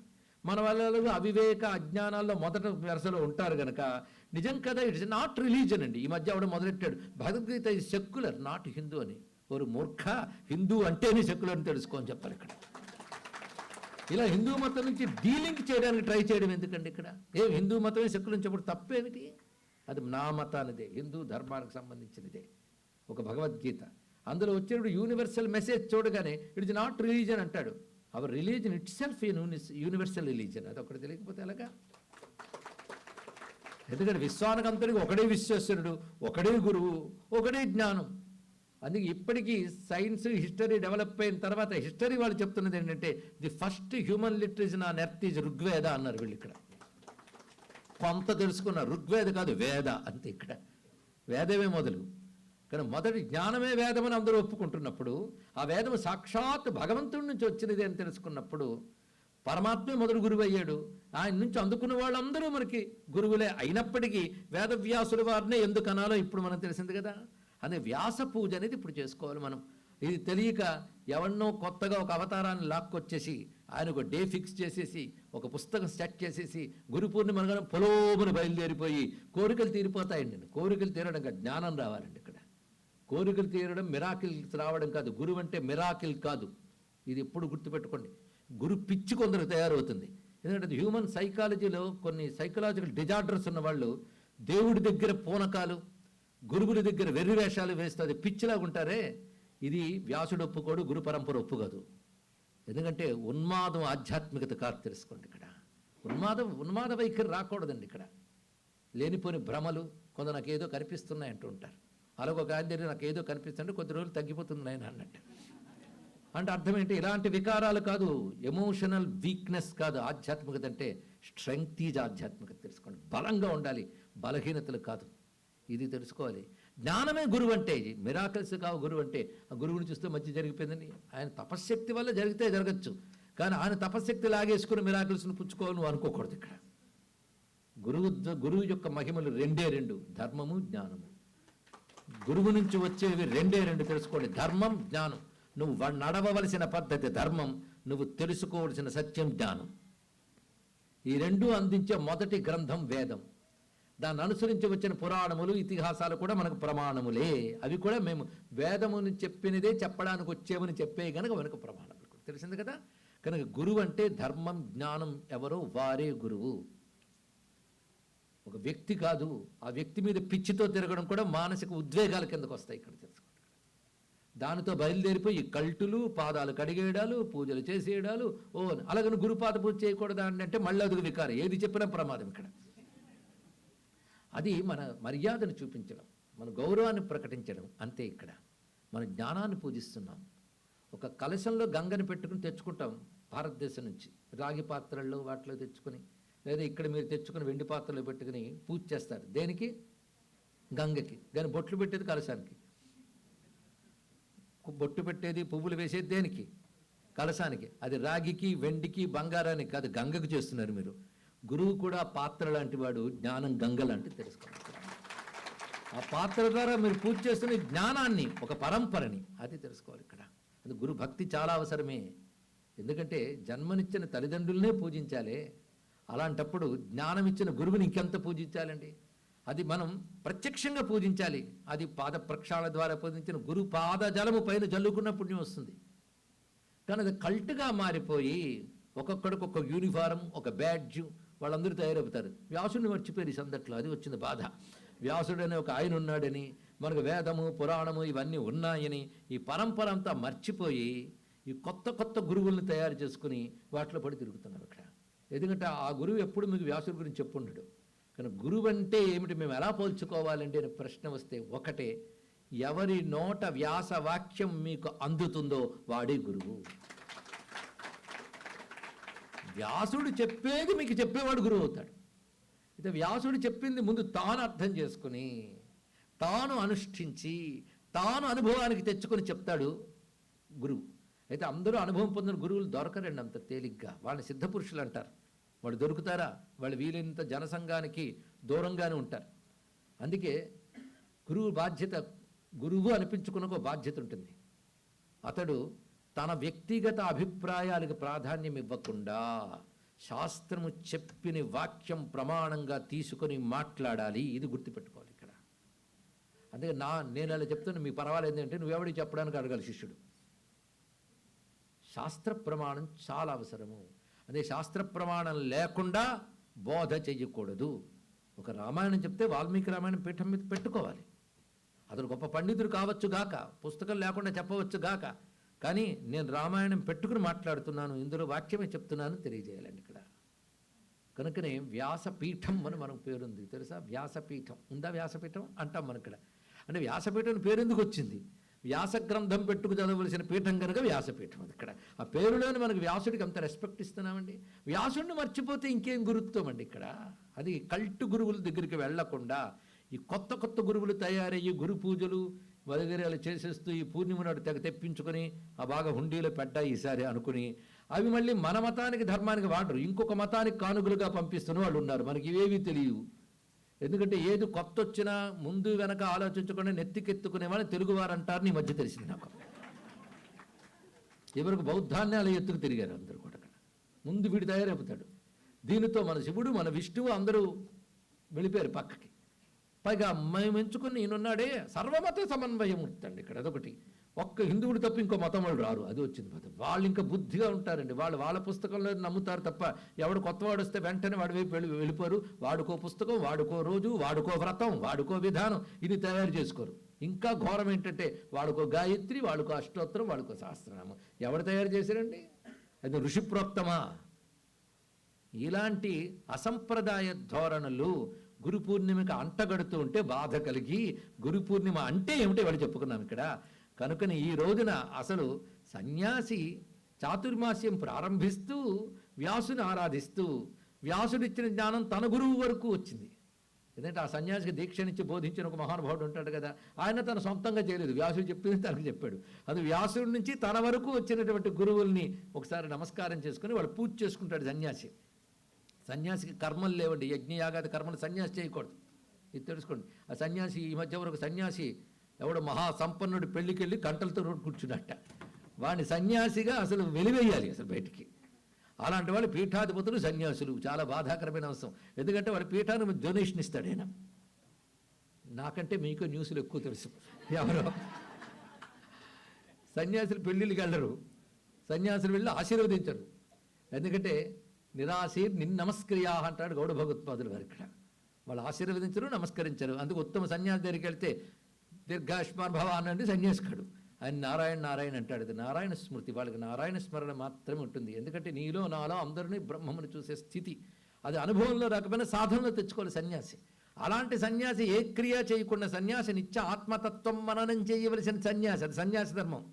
మనం అలా చేస్తామంటే కుదరదు. మన తద్దినాలు మానేసి సంధ్యావందలను మానేసి ఆత్మతత్వం అన్నం చేస్తామంటే పాపాత్ముడు అంటారు, తెలుసుకోండి ఇక్కడ. గృహస్థాశ్రమానికి అది కుదరదు, సన్యాస ధర్మానికి తెలియాలి. ధర్మం రిలేటివ్, అందరికీ ఒకటి కాదు, ఇది తెలుసుకోండి ఇక్కడ. ధర్మం రిలేటివ్. పిల్లల మీద కొంతమంది ఉపనిషత్ వాక్యాలు ఇవన్నీ వేసేస్తారు, పిచ్చుక మీద బ్రహ్మాస్త్రాలు. ఎందుకులేండి పాపం, వాళ్ళ ముందు నీతి వాక్యాలు చెప్పండి, ధర్మం చెప్పండి, తర్వాత అవన్నీ చూడొచ్చు. వాళ్ళకు ఉపనిషత్తులు వేద సూక్తాలు అబ్బాయి వద్దు. పిల్లల మీద అనవసరం బరువులు వేయకండి. వాళ్ళ పిల్లలకి కావాల్సినట్టు మోరల్ వాల్యూస్ చెప్పండి, ధార్మిక్ వాల్యూస్. ఒక రామాయణమో భారతమో ఇలాంటివి చెప్పాలి. కానీ ఎవరికి ఏది ఎప్పుడు ఎలా చెప్పాలో కూడా పెద్దలు నిర్దేశించారు, మనకేం కష్టం లేదు ఇక్కడ. అందుకే ఒక పరంపర దెబ్బతినకూడదండి. ఒక గురువు వెనకాల ఒక పరంపర ఉండాలి. పరంపర ఉన్నవాడు గురువు అవుతాడు. రెండవది, ముందు వ్యాసుడు చెప్పింది చెప్పేవాడు గురువు అవుతాడు. రెండవది పరంపర ఉండాలి. పరంపర అంటే లీనేజ్. ఆ వ్యాసుడు తర్వాత నీ దాకా లీనేజ్ ఉండాలి ఇక్కడ. అందుకే మనం ధర్మంలో శైవం, వైష్ణవం, ఆ వైష్ణవంలో మళ్ళీ వైఖానస, పాంచరత్న, శైవంలో మళ్ళీ వివిధ సంప్రదాయాలు ఉంటూ ఉంటాయి. వారి సంప్రదాయ భేదంలో వ్యాసుడి వరకు అందరూ వస్తారు సరిగ్గా. వ్యాసుడి తర్వాత వాళ్ళ ఆచార్యుల పేర్లు పెట్టుకుంటారు కొంతమంది. ఇక్కడ శంకరాచార్య అంటారు, కొందరు యామునాచార్య అంటారు. ఎవరన్నా వ్యాసుడి తర్వాతే. అందుకే వ్యాసుడి వరకు అందరూ ఒకటే, చూసారా? కానీ హిందూ మతం అందరికీ, వాళ్ళ శైవులైనా వైష్ణవులైనా కామన్ గురువు ఎవరు? వ్యాసుడు వారు. అక్కడి నుంచి మన దాకా లీనేజ్ ఉందా గురువుకి.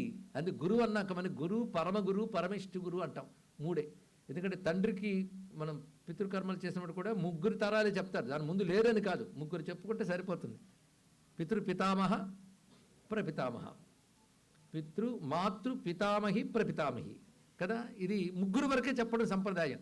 అలాగే గురువులకు పరంపర చాలా ఉంటుంది, లీనేజ్. కానీ 3 మనం ప్రధానంగా చెప్పుకుంటాం: గురు, పరమగురు, పరమేష్ఠి గురు. ఇంకా పైన చాలామంది గురువులు ఉండొచ్చు, కానీ ఈ గురువులకు అసలు లింక్ వ్యాసుడితోని. కానీ వ్యాసుడు చెప్పినటువంటి వేద శాస్త్ర, పురాణ, ఇతిహాస, మంత్రశాస్త్రాల్లో వీటన్నిటి సమన్వయించాడు మహానుభావుడు. తెలుసుకోవాలి ఆ సమన్వయం తెలియాలి. అది తెలియక మన సంస్కృతిలోనే ఒక వేదం పట్టుకుని పురాణాలు పనికిమాలినవి విని ఒకడు, ఇంకోటి ఉపనిషత్తులు పట్టుకుని ఈ వేదాలు పురాణాలు వేస్ట్ అండి అంటాడు ఒకడు. వీళ్ళు ఏదో ఒకటి పట్టుకుని తప్పు, ఇంకోటి తప్పు అనడం చాలా మూర్ఖత్వం అండి. ఎందుకంటే ఎవడో ఒక చెట్టు కొమ్మకి ఆ కొమ్మే చెట్టుని వాదిస్తున్నట్ట, వాడు కొమ్మ దాడ్డు. ఇంకోటి ఒక కొమ్మ మీద కూర్చుని ఈ కొమ్మే గొప్పది అనుకున్నాడు. ఇది పైచి ముదిరిపోయి ఏమైందంటే, ఈ కొమ్మే చెట్టు నీది కాదు, నా కొమ్మను కొట్టేట్టు ఇక్కడ. వాడు ఈ కొమ్మను కొట్టేట. చివరికి కొమ్మలు పోతే చెట్టుకి దెబ్బ, తెలుసుకోండి ఇక్కడ. కనుక సనాతన ధర్మము వృక్షము, సంప్రదాయాలన్నీ శాఖలు, తెలుసుకోవాలి. ప్రతి శాఖ పచ్చగా ఉండాలి.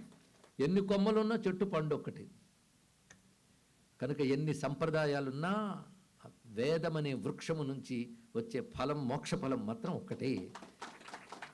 ఇలా సమన్వయించి చెప్పగలిగే వాడిని మనం గురువుగా తీసుకోవాలండి. ఇవన్నీ మనకు ప్రధానం. వీటిని సమన్వయించి చెప్పగలగాలి ఇక్కడ. పైగా గురువుల్లో కూడాను రకరకాల గురువులు ఉంటారు. మంత్రం ఇచ్చినవాడు గురువు, మనకు చిన్నప్పుడు పాఠం నేర్పినవాడు కూడా గురువు. కుమారుల భట్టు ఒక మాట అంటాడు. కుమారుల భట్టు చాలామందికి తెలిసి ఉంటారు. ఆదిశంకరులకు ముందే వచ్చిన కుమారస్వామి అంశ. ఆయన పూర్వమీమాంస అని కర్మ సిద్ధాంతాన్ని, కర్మశాస్త్రాన్ని అంతటిని ఉద్ధరించిన మహానుభావుడు. ఆయన ఒక మాట అంటాడు: ఒక్క అక్షరం నేర్పిన వాడినైనా గురువుగా గౌరవించాలన్నాడు. గురువు అంటేనే గౌరవించాల్సింది. ఒక్క అక్షరం నేర్పినప్పుడు విద్య నేర్పిన వాడిని ఎంత గౌరవించాలండి. కానీ విద్యలు 2 భాగాలు చేయాలి: పరావిద్య, అపరావిద్య అని. ఇక్కడ అపరావిద్యలు అంటే లోకానికి పనికొచ్చే విద్యలన్నీ అపరావిద్యలు.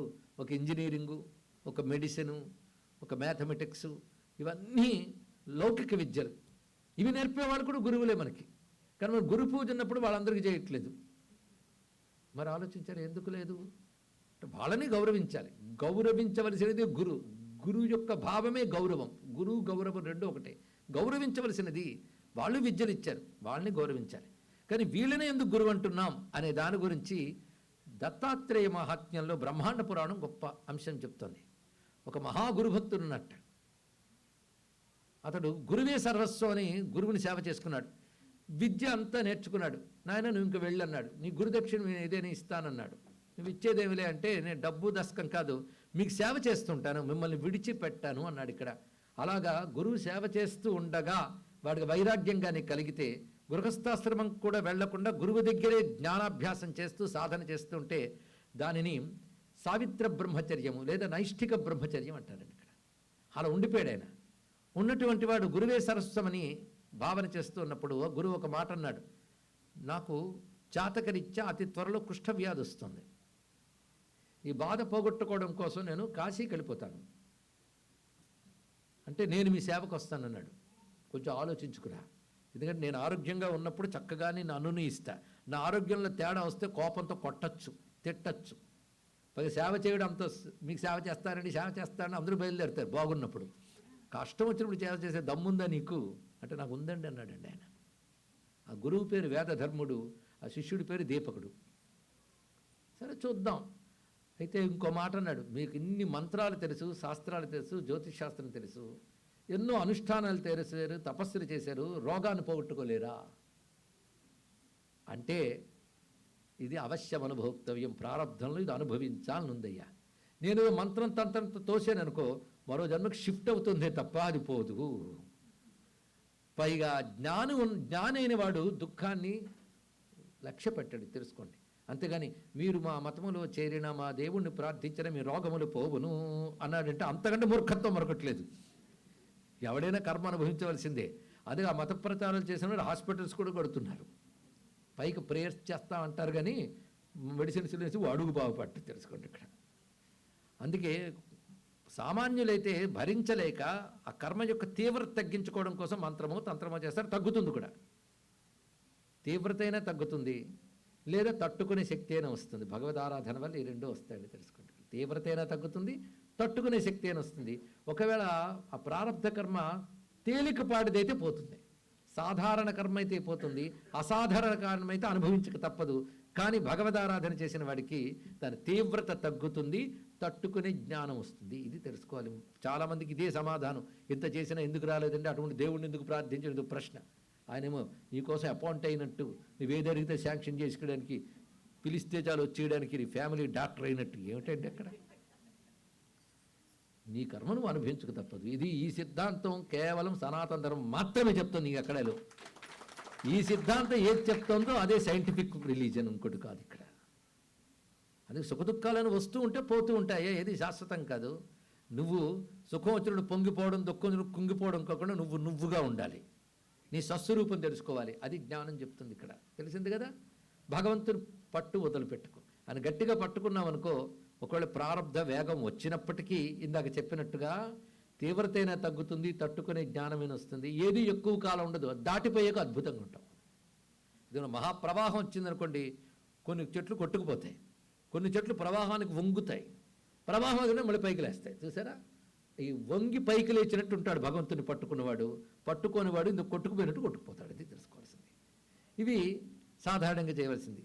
అయితే మీరెందుకు అలా కుష్ఠవ్యాధిని వేరు చేస్తారంటే, నా ప్రారంభ క్షయం కోసం నేను నిశ్చయించుకున్నాను. దానికి కాశీ క్షేత్రం చాలా విశేషం. అక్కడ సాధనకి కానీ వేటికని ఉత్కృష్టం కనుక నేను అక్కడే ఉంటాను అంటే, నేను అక్కడికి వచ్చి సేవ చేస్తానన్నాడు. బాగా ఆలోచించుకున్నారు గురుగారు. ఈయన అదే పనండి. క్రమంగా గురువుగారికి రోగం ముదురుతోంది, కొడుతున్నాడు, తిడుతున్నాడు. ఏవైనా ఇతరు భిక్ష చేసుకుని వచ్చినట్టు భోజనం తీసుకొస్తే రుచిగా లేదని విసిరి కొడితే మళ్ళీ తేవడం, వండడం, ఇలా అవస్థపడుతున్నాడు. కానీ ఒక్కసారి విసుక్కోలేదు, కసురుకోలేదు. కొంతమంది గురువుగారు మరొకరిని చూసి ప్రేమగా పలకరిస్తే వాడికి అలుగుతూ ఉంటారు. ఇలాంటి దౌర్భాగ్యాలు ఏమీ చేయలేదు. ఎందుకంటే శిష్యుల్లో రోజు రోజుకి జ్ఞానం పెరుగుతూ గురువుకు సంతోషిస్తాడు. కానీ ఇంకా రాగద్వేషాలు పెరిగి చేతబడి చూపులు చూస్తూ ఇలాంటివి ఉంటూ ఉంటాయండి ఇక్కడ. ఇలా చూస్తూ అలా చూస్తూ ప్లెజెంట్గా ఉండరండి ఇలాంటి వాళ్ళు. వాడిని శంకిస్తారు, వీడిని శంకిస్తారు. ఎందుకంటే గురువుల బాధలు గురువులకే తెలుసు. ఎందుకంటే 10 శిష్యులకు ఒక్క గురువే, కానీ గురువుకు 10 శిష్యులు, ఒక్కొక్కడికి మెంటాలిటీ. వాళ్ళ సిద్ధ పురుషులు కారు కనుక అనేక వీక్నెస్లతో ఉంటారు, అవన్నీ భరించాల్సింది. అదే గురువుకు కూడా ఏదో తీవ్ర ప్రారంధం ఉంటేనే గురుస్థానం వస్తుంది. లేకపోతే హాయిగా తన జ్ఞానంలో తానుండి ముక్తి పొందిపోవచ్చు. వీళ్ళని బాగు చేయాలని భగవంతుడు ఏదో బాధ్యత పెట్టాడు అనుకోండి, ఆ గురువు పడే పాటలు ఇన్ని కాదు. అతనికి ఏదో గత జన్మలో తీవ్ర ప్రార్థ బలం ఉండుంటుంది ఇక్కడ.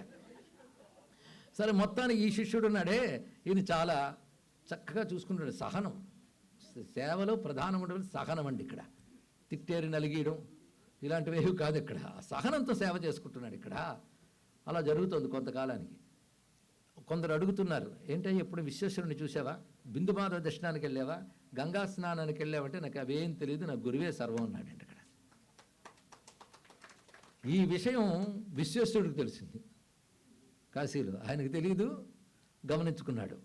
గమనించుకుని ఒకసారి ఈయన గురువుగారి కోసం వస్తువు తేయడానికి వెళ్ళి వస్తుంటే గంగా తీరంలో విశ్వేశ్వరుడు కనపడ్డాడు. కనబడి అడిగేట, నాయన నీకేం వరం కావాలి అని. ఎందుకు నాకు వరం ఇవ్వాలనిపించింది, పరమేశ్వరుని దర్శనం జరిగింది, చాలా సంతోషం అని అడిగితే, ఏం వరం కావాలో కోరుకున్నాడు. మా గురువు గారికి ఆరోగ్యం బాగుండాలి అని. ఇది ఆయన కోరికైనా లేదో కనుక్కుంటురా అన్నాడు. అని వెళ్ళి విశ్వేశ్వర దర్శనం అయింది. మీ రోగం తగ్గించేమని కోరనా అన్నాడు ఇక్కడ. నేను అనుభవించడానికి సిద్ధం ఉంటే నువ్వెవడవయ్యా క్షయం చేయడానికి, నాకు అక్కర్లేదు, నువ్వు ఇంకేదైనా కోరుకో అన్నాడు ఇక్కడ. అక్కడ వచ్చేవరకు విశ్వేశ్వరుడు ఎదురు చూస్తున్నాడు. ఈయన తిన్నగా వీడు విశ్వేశ్వరుడికి దండం పెట్టి మా గురువుగారికి అది కోరిక కాదుట, కనుక నాకు ఏ కోరిక లేదయ్యా అన్నాడు. ఇక్కడ ఎంత గొప్ప విషయం చూడండి. మరేం కావాలి, నేను గురువుగారి సేవ లోపం లేకుండా చేసేటట్టు దీవించవయ్యా, అదే చాలన్నాడు. విశ్వేశ్వరుడు ఊరుకోకుండా విశ్వనాథ మందిరం దగ్గర అవిముక్త మండపంలో సమావేశం ప్రతిరోజు జరుగుతుంది. అక్కడ కూర్చుని విష్ణువుతో చెప్పాడు, నేను చూశానయ్యా, ఆయన పేరు ఎవడు దీపకొట్ట, అద్భుతంగా ఉన్నాడు, నువ్వు ఒకసారి చూడకూడదు అన్నాడు. చూడాలన్నాడు. ఇక్కడ విష్ణువు దర్శనం ఇచ్చాడు ఒకసారి. వెంటనే నారాయణ నమస్కారం చేశాడు. ఏం కావాలి అని, నీ దర్శనం దొరికిందయ్యా, ఇంకేం కావాలి, నీ అనుగ్రహం లభించింది, ఎంతలో దానికోసమే తపనపడతారు, అదే లభించింది కదా, చాలు అన్నాడు. ఇక్కడ నేను విశ్వేశ్వర దర్శనానికి బిందుమా దర్శనం రాలేదు అంటే, నేను అక్కడికి రాకపోయినా మీరు వచ్చారు, దేనివల్ల, గురుభక్తి వల్ల, అది గురుభక్తి యొక్క మహిమది, ఇది చాలదు నాకు అంటే. ఇక్కడ తెలుసుకోవాల్సింది, గురువు జ్ఞానం ఇచ్చినప్పటికీ జ్ఞానం పొందడమే కాకుండా గురువుని ఆశ్రయించడం వల్ల ఒక శక్తి వస్తుందండి. తల్లిదండ్రులను ఆశ్రయించిన ఒక శక్తి వస్తుంది. మా తల్లిదండ్రులు ఒట్టు మూర్ఖులండి, మా అమ్మ 10th కూడా పాస్ కాలేదు అన్నాడు ఒక ఆయన. అయినప్పటికీ తల్లి పూజ చేస్తే చాలా మంచిది, తెలుసుకుండా. ఈ మధ్యకాలంలో జరిగిన ఒక సంఘటన చెప్తాను. గుజరాత్లో ఒక ఆయనకి బిజినెస్లో చాలా నష్టపోయాడు, కేసులు కూడా ఉన్నాయి, రేపో మాపో హీరింగ్, తనకి వ్యతిరేకంగా వచ్చే అవకాశం ఉంది. అప్పుడు జ్యోతిష్ శాస్త్రవేత్త దగ్గరికి చూపించుకున్నాడు. ఆయన చూసి గ్రహాలన్నీ చాలా భయంకరంగా వక్రీకరించున్నాయా, పరిష్కారాలు చేయడానికి టైం లేదు, మీ అమ్మ ఎక్కడుందన్నాడు. మీ అమ్మ నాన్న ఎక్కడుంటే, నాన్న లేడండి, అమ్మ ఉంది. ఎక్కడుంది, ఢిల్లీలో ఉందన్నట్టు. అహ్మదాబాద్లో ఉన్నాడు ఈయన. వెంటనే ఫ్లైట్ వేసుకుని ఢిల్లీకి వెళ్ళి అమ్మ కాళ్ళు కడిగి నీళ్లు జల్లుకుని రా అన్నట్టు. కానీ వెళ్ళి అమ్మ కాళ్ళు కడిగి నీళ్లు జల్లుకుని రాగానే అన్నీ ఈయనకు అనుకూలంగా మారిపోయి. చూడండి ఇక్కడ. అంటే అమ్మ అనేది ఒక వ్యక్తి, తండ్రి అనేది ఒక వ్యక్తి, ఒక శరీరం అనుకోవద్దు. వాళ్ళకి వాళ్ళు మేము పూజ చేశారు కనుక మేము చతుర్భుజాలతో దేవతలు అని వాళ్ళు అనుకోరు. కానీ మాతృ అనే భావం ఉందే, అనుబంధం ఉందే, అనుబంధానికి ఒక శక్తి ఉంది ఇక్కడ. అది దైవత్వం. ఈశ్వరానుగ్రహమే ఒక స్త్రీలో మాతృత్వంగా, ఒక పురుషంలో పితృత్వంగా ఉండి నిన్ను కాపాడే ఇంతకాలం. కనుక పితృ ఆరాధన చేయడం వల్ల గ్రహదోషాలు కూడా పోతాయి. చూడండి, అదే తల్లిదండ్రులకు క్షోభ పెట్టిన ఆగ్రహ పూజలు చేసిన గ్రహాలు ఏం చేయలేవు. ఇక్కడ నీకేమీ తెలియకపోతే తల్లిదండ్రులను పూజిస్తే, అలాగో గురువుని పూజించిన అలాగే. అది తెలుసుకోండి. ఆ గురువు తానేదో అవతార పురుషుడిని అనుకోడు, నీకు ఆయన పట్ల గురుభావం ఉంది కదా, జ్ఞానం చేత నువ్వు చేసే పూజ అంతా జ్ఞానానికి వెళ్తుంది. జ్ఞానం అంటే భగవంతుడు, ఆయన నిన్ను అనుగ్రహిస్తాడు గురువుని పూజించడం వల్ల. ఇది గురువు స్మరణ వల్ల కూడా జరుగుతుందండి. ఒకసారి గురువుని దగ్గరికి మనం వెళ్ళలేకపోయినా గురువుని స్మరించిన, ధ్యానమూలం గురోర్మూర్తి, గురువు యొక్క మూర్తిని మనసారా స్మరించిన, గురు నామం పలికినా కూడా మహిమ వచ్చేస్తుంది ఇక్కడ. అందులో సందేహం లేదు. ఒక మహా ఉపాసకుడు సిద్ధపురుషుడు చెప్పిన ఒక విషయం ఏంటంటే, నన్నే గురువుగా భావించే వాళ్ళు అమెరికాలో ఉన్నారు, ఆయనేమో రాజమండ్రిలో ఉన్నాడు. ఒకసారి వాళ్ళు ఫోన్ చేసి, మేము సొంత ఇల్లు ఒకరికి ఇచ్చాం, అది విదేశస్తుంది, వాళ్ళు వచ్చి ఆక్యుపై చేశారు, ఎంత ప్రయత్నించారు వాళ్ళు వెళ్ళట్లేదు, కూడని పనులన్నీ అందులో చేస్తున్నారు, మేము వాళ్ళు రిక్వెస్ట్ చేసినా బయటకు వెళ్ళట్లేదు, ఎలా ఏం చేయడం అంటే, ఆయన ఒక్కసారి ఆలోచించి 4 రోజుల తర్వాత వాళ్ళు వెళ్ళిపోతారమ్మా అని చెప్పాడండి. 4 రోజులు అయిన తర్వాత వాళ్ళు తాళం చెవి ఇచ్చి, ఇన్నాళ్ళు మిమ్మల్ని ఇబ్బంది పెట్టినందుకు క్షమించండి అని చెప్పి వెళ్ళిపెట్టాడు. వెంటనే గురువుగారికి ఫోన్ చేసి, గురువు మహిమండి ఇదంతా అంటే, నిజమేనమ్మా, కానీ నా నేల ఎవడో కబ్జా చేశాడు, 2 ఏళ్ళే ప్రయత్నిస్తున్నా వెళ్ళట్లేదని చెప్పాడు. అంటే అర్థం ఏంటి, గురువుగారు ఆయన వ్యక్తిగత ప్రారంభం ఏదైనా ఉండవచ్చు, కానీ గురు స్మరణ, గురు వాక్య మహిమ ఇలా శిష్యుడిని తప్పకుండా కాపాడుతాయి. దీన్ని బట్టి గురువు అంటే ఒక వ్యక్తి కాదు అని చెప్పడం కోసం ఇదంతా కూడా. గురువు అంటే జ్ఞానం, గురువు అంటే పరంపర అంటే లీనేజ్, అలా వచ్చింది గురు పరంపర. పరంపరకి ఆది ఎవరు? నారాయణ సమారంభాం లేదా సదాశివ సమారంభాం, ఏదన్నా తప్పేం లేదండి ఇక్కడ. అయితే మొత్తానికి ఆ దీపకుడు ముందు విష్ణువు కనబడినప్పుడు విష్ణువు ఒక మాట చెప్పాడు. ఇప్పుడు గురువు అనగా ఎవరో విష్ణువు చెప్తున్నాడు, వినండి, బ్రహ్మాండ పురాణంలోని వాక్యం. సృష్టిలో ఏ విద్య నేర్పిన వాడైనా గురువైనా గౌరవించాలి. అందులో కూడా డిగ్రీస్ ఉన్నాయి. లౌకిక విద్యలు నేర్పే వాళ్ళ కంటే ధర్మం చెప్పేవాడు గొప్ప గురువు. అంటే శాస్త్రంలో ఇది ధర్మం అంటే 2 రూపాలుతుంది, విధి నిషేధం. ఇది చెయ్యాలి, ఇది చెయ్యకూడదు అని శాస్త్రం చెప్తోంది అని ఆ వాక్యం మర్చిపోకూడదండి. ఇది చెయ్యాలి, ఇది చెయ్యకూడదు అని శాస్త్రం చెప్తుందండి అని చెప్పాలి. అని ఎవడైతే చెప్తాడో వాడు గురువు. ఏంటి, మామూలు లౌకిక విద్యలు చెప్పేవాడి కంటే గొప్పవాడు ధర్మం చెప్పేవాడు. దానికంటే గొప్పవాడు వేదాది శాస్త్రాలు మనకు నేర్పేవాడు. దానికంటే గొప్పవాడు ఆ వేదానికి అర్థం చెప్పేవాడు. దానికంటే గొప్పవాడు నా గురించి అందరికీ తెలియజేసి నాపై భక్తిని కలిగించేవాడు నా స్వరూపమే అని విష్ణువు చెప్పారండి ఇక్కడ. అంటే అర్థం ఏంటి? భగవజ్ఞానం ప్రపంచానికి కలిగించాలి, ధర్మం చెప్పాలి, భగవంతుడు అంటే ఏంటో చెప్పాలి, భగవంతుడిని ఆశ్రయించమని మనకు నేర్పించాలి. అందుకే మహానుభావుడు తండ్రి హరిజేరుమన ఎడి తండ్రి తండ్రి కుంభినీధము చెప్పాడు గురుడు గురుడు అని చెప్పాడు ప్రహ్లాదుడు. కనుక భగవంతుడి గురించి చెప్పాలి నీకు. అంతేగాని కొందరు గురువులు మొత్తం గురు పూజ అయ్యి వాళ్ళ ఫోటోలు ఇచ్చి పంపిస్తారు. తన భక్తులుగా మార్చుకోవడం కాదు, శిష్యుల్ని దైవ భక్తులుగా మార్చగలగాలండి. ఇది ప్రధానమైన అంశం. అయితే ఆ దైవాన్ని తన గురుస్వరూపంలో భావించడం తప్పేం లేదు. ఇందాక చెప్పినట్టు రాగి పాత్రలో గంగలాగా అంతే. అది అసలైన గురువుకి అహంకారం ఉండదు, రాగి పాత్రను తెలుస్తానికి. ఏ జ్ఞానాన్ని చూసి వీళ్ళు నమస్కరిస్తున్నారో ఆ జ్ఞానం తనకు గురువు అని గురువు ఎప్పుడూ అటెంటివ్గా ఉంటాడు, తెలుసుకోండి ఇక్కడ. ఆ జ్ఞానం వ్యాసాది మహర్షుల నుంచి వచ్చింది. ఇది సంప్రదాయమైనటువంటి గురు. అసలు గురు శబ్దమే సంప్రదాయమైనప్పుడు సంప్రదాయాలు విడిచిపెట్టమని ఏదో అసంప్రదాయ గురువులను ఆశ్రయించకూడదు. సంప్రదాయం ఉండాలి వెనకాలి, సంప్రదాయం. అందుకే సంప్రదాయం అనే మాట కూడా చాలా ముఖ్యమైనది ఇక్కడ. పైగా గురువు మనకు నచ్చినట్టు చెప్పాలనుకోవద్దు, డాక్టరే మనకు నచ్చినట్టు చెప్పడు. ఎంతో స్వీట్లు తినేసి పులుపులు తినే ఇష్టం ఉన్న వాడి దగ్గరికి డాక్టర్ ముందు వెళ్ళగానే రెండు మానేస్తే నీ ఆరోగ్యం బాగుపడుతుంది అంటే డాక్టర్ మీద కొరకడా చూస్తాయని చెప్తారండి ఇక్కడ.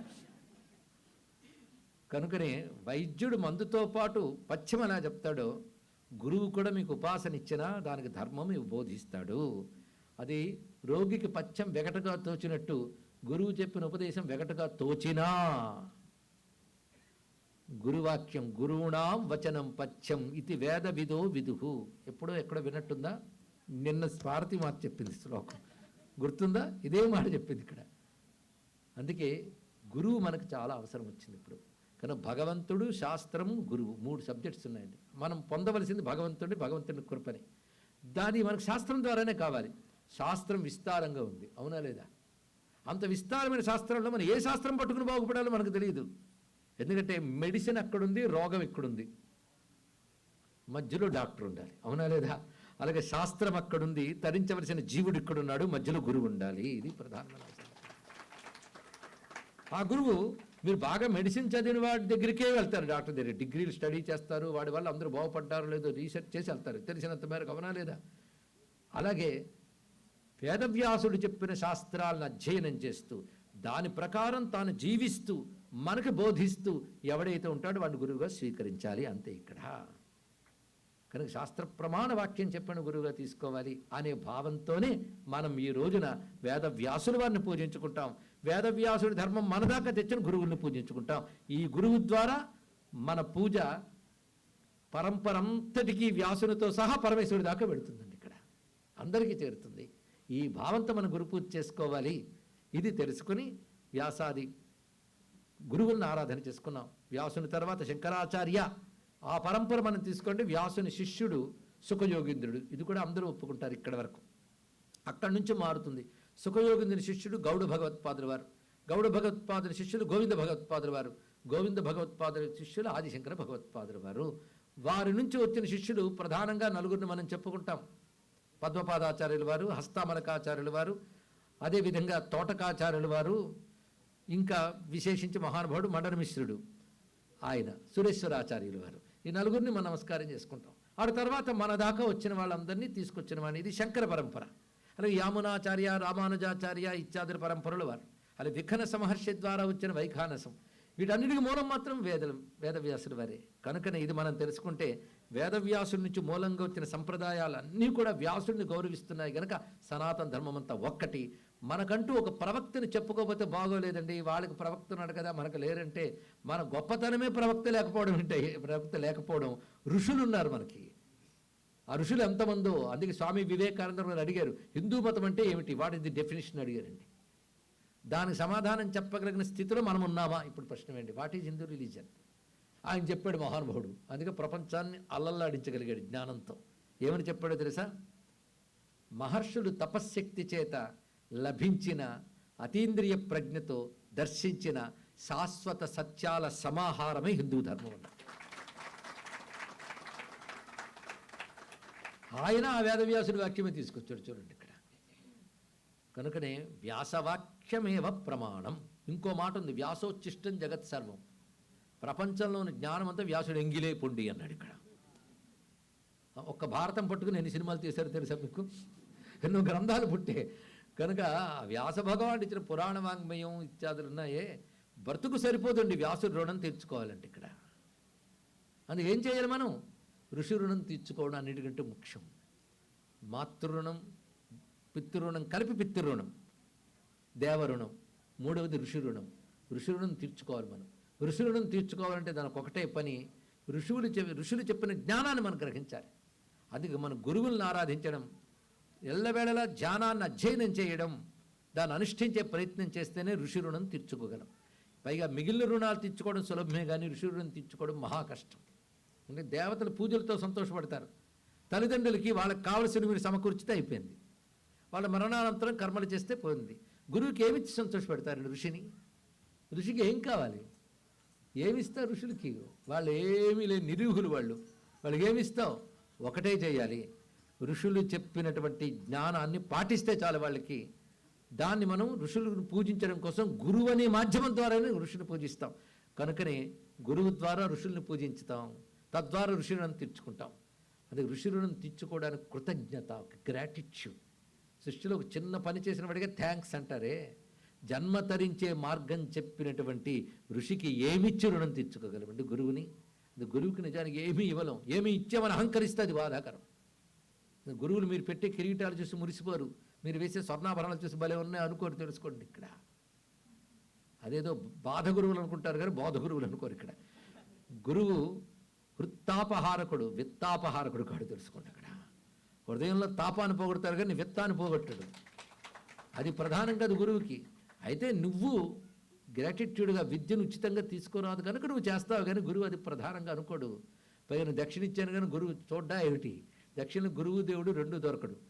మీరు డబ్బు కడితే టెంపుల్ వాళ్ళు టికెట్ ఇస్తారు కానీ ఈశ్వరుడు ఏం పెద్ద అనుగ్రహించాడు, తెలుసుకోండి ఇక్కడ. కనుక నేను గురువు వద్ద ఉన్నటువంటిది నిష్కపటమైన భక్తి. ఎంత భక్తి ఉండాలంటే యస్య దేవే పరాభక్తి యథాదేవే తథా గురువు అన్నాడు ఇక్కడ. ఈశ్వరుని ఎంతంత భక్తి ఉందో గురువుని అంత భక్తి ఉండాలి. అంటే ఈశ్వరుడు అనేది చెప్పింది అతనే కదా. అది కబీర్ ఒక మాట అంటాడు, నాకు గోవిందుడు గురువు ఇద్దరు కనబడితే ముందు గురువు పాదాలుగా దండం పెడతాను, ఎందుకంటే గోవిందుడు అంటే ఈయన చెప్పాడు కదా ఈయన అన్నాడు. అంటే గురువు మీద ఎంత గౌరవం ఉండాలో చెప్తూనే కల్టుగా మారి మళ్ళీ మనోధికారాల్లోకి రాకూడదు అని కూడా అంతే చెప్తున్నావు, తెలుసుకోండి ఇక్కడ. ఇది ప్రధానమైన అంశం. ఇది గురుతత్వం చెప్పుకోగలిగింది చెప్పాం. గురువుకు కొన్ని లక్షణాలు ఉండాలని చెప్పారు. సుందర సుముఖ స్వచ్ఛ అసంశయ సంశయచ్చిత్, ఇవన్నీ చెప్పారు. అంటే ఎప్పుడు గురువు సుందరంగా ఉండాలట, మంచి మేకప్ చేసుకుని చక్కగా. సుందరం అంటే సుతరా మాద్రియతే, ఆదరించే బుద్ధి ఉండాలి.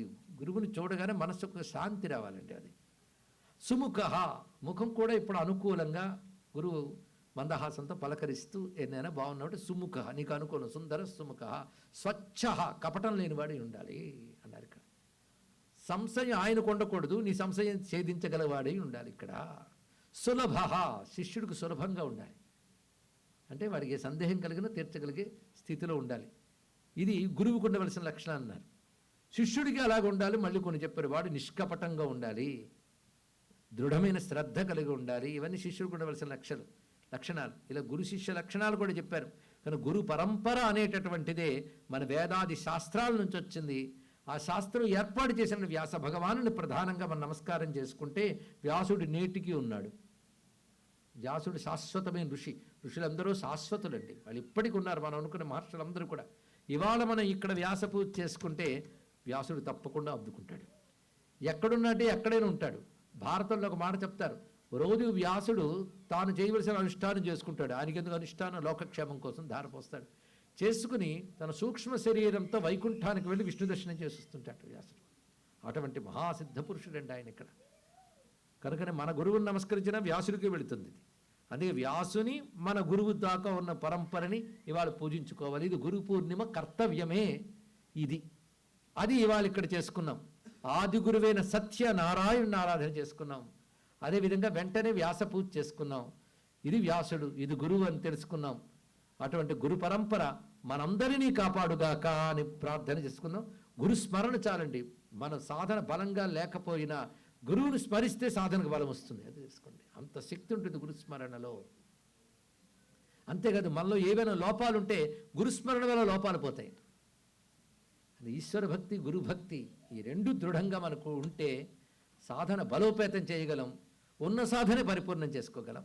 అది భక్తి ఎంత శాతంలో ఉంటే అంత శాతంలో ఫలితం లభిస్తుంది. భక్తి అంటే నిష్కపటంగా ఆశ్రయించటే భక్తి. అలాంటి గురుభక్తి మనకు వృద్ధి చెందాలి. ఆదిశంకరులు అంతటి వారే భుజంగ స్తోత్రంలో నేను ఎలా కాపాడబడతానో గురువురు భక్తిహీనం, గురువులపై భక్తి లేదే నాకన్నారు ఆదిశంకరులు. అంటే ఆదిశంకరులు భక్తి లేదనమాట అనకూడదు మనం ఇక్కడ. అంటే నిజమైన భక్తుడికి తన భక్తి సరిపోలేదే అనిపిస్తుంటుంది. అందులో భావం ఇక్కడ. గురుచరణాంబుజ నిర్భర భక్త సంసారాత్ అచిరాద్భవముక్త సేంద్రియ మానస నియమాదేవం ద్రక్ష్యతి నిజ హృదయస్థం దేవం భజ గోవిందం భజ గోవిందం గోవిందం భజ మూఢమతే అన్నారు ఆదిశంకరులు. అంటే గురుచరణాంబుజ నిర్భర భక్త, గురుచరణములపై అకుంఠితమైన భక్తి కలిగి ఉంటూ అటువంటి ఉన్నవాడు సంసారాద్ అచిరాత్ భవముక్త, సంసారం నుంచి తొందరగానే మోక్షం పొందుతాడు. గురుభక్తితో పాటు ఉండవలసినది సేంద్రియ మానస నియమాదేవం, ఇంద్రియాన్ని మనస్సుల్ని నిగ్రహిస్తూ గురుభక్తి కలిగిన వాడు త్వరలోనే ముక్తి పొందుతాడు. గోవిందుని స్మరిస్తూ ఉండు అని చెప్పాడు ఇక్కడ ఆదిశంకరులు. ఆయన ఏమన్నాడు? భజగోవిందం. భజగోవిందం అంటే ఆయన పరమ కృష్ణ భక్తులు అండి. అంటే గోవిందం పరమానందం, గోవిందం పరమానందం అంటూ గోవిందుని భజించన్నాడు. కానీ అదే సమయంలో ఆయన కూడా కలిసి వచ్చింది. వాడు గురువు గారి పేరు గోవింద భగవత్పాదులు వారు. అదే భజగోవిందం భజగోవిందం అంటే గురువుని భజించవయ్యా, గురువుని భజించవయ్యా. గోవిందుడికి గురువుకి భేదం లేదని చెప్పడం ఆయన యొక్క ఉద్దేశం. ఇది గురుతత్వం అనే దాన్ని మనం స్మరించుకుంటూ ఇందాక చెప్పిన భగవంతుడితో మొదలై మన గురువు దాకా వచ్చిన గురు పరపర అంతా కలిసి మనల్ని అనుగ్రహించుగాక, మన సనాతన ధర్మాన్ని కాపాడుగాక, భారతదేశాన్ని రక్షించుగాక, ఉన్న దేశాన్ని అనుగ్రహించుగాక అని ప్రార్థన చేస్తూ స్వస్తి. శివలీల ప్రవచనం పూర్తి కాలేదు. రేపటి రోజున మనం 10-10:30 సమయంలో ఇక్కడికి వస్తే ఒకవైపు కళ్యాణం చూస్తాం, మరొకవైపు కళ్యాణం వింటాం. అదే సమయంలో గురువులు విద్య ఇంత చెప్పాం కనుక ఋషులు ఇచ్చిన విద్యని లోకం వైపు నడపడం కోసం ఋషిపీఠం ఋషి విద్యాభ్యాసం అని ప్రారంభించిందని చెప్పుకున్నాం. నాకు ఎంత ముచ్చట వేస్తుందంటే భగవద్గీత నేను నేర్చుకున్నామండి ఋషిపీఠం ద్వారా అంటే చూస్తే ఆనందం. అలాగే ఇవాళ ఒక ఇద్దరు వచ్చారు వివిధ ప్రాంతాల నుంచి. ఋషి విద్యాభ్యాసంలో సంస్కృత విద్యా బోధన ఉందండి. అది కూడా మోడర్న్ టెక్నిక్స్తో సంస్కృతం నేర్పుతున్నారు. అంటే సంస్కృత భాష నేర్చుకుంటూ మహాకావ్యాలు మీరే చదివి అర్థం చేసుకునే విధంగా. దానిలో కూడా ఎందరో ఉత్తీర్ణులైన వారు విదేశాల్లో ఉన్నారంటే నాకు ఆనందం కలిగింది. మీరు వాటిని కూడా నేర్చుకోవచ్చు. ఇవన్నీ ఆన్లైన్ ఎడ్యుకేషన్. అలాగే ధృవజ్ఞానం అని పిల్లల కోసం పెడితే అది ప్రతి రోజుకి విస్తరిస్తూ ఉన్నది. నిన్న భగవద్గీత లర్ణగీత కోర్సు ద్వారా ఉత్తీర్ణులైన వారికి ఇక్కడ మనం యోగ్యతా పత్రాలు ఇచ్చాం. అలాగే ఇక సియాటిల్లో కూడా భగవద్గీత విద్యార్థులు అత్యధిక సంఖ్యలో తయారవ్వాలని కోరుకుంటూ ఇటు ధృవజ్ఞానం విద్యార్థులు కూడా రావాలి పిల్లలు. ఇక్కడ ఈ ప్రాంతంలో విద్యార్థులు ఉత్తీర్ణులైన వారికి ఇప్పుడు యోగ్యతా పత్రాలు ఇస్తున్నాం. వాళ్ళ పేర్లు చదువుతాం, పిల్లల్ని రావాల్సిందిగా కోరుకుంటున్నాం. ధృవజ్ఞానంలో రమ్యశ్రీ చేబోలు, సిద్ధేష్ అయ్యల సోమయాజుల,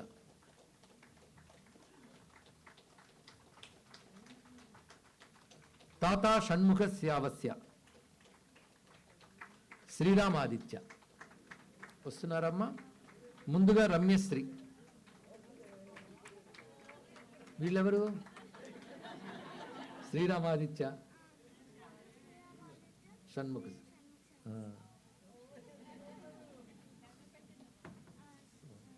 పట్టుకోండి. ధృవజ్ఞానం ఇచ్చిన సంస్కారం.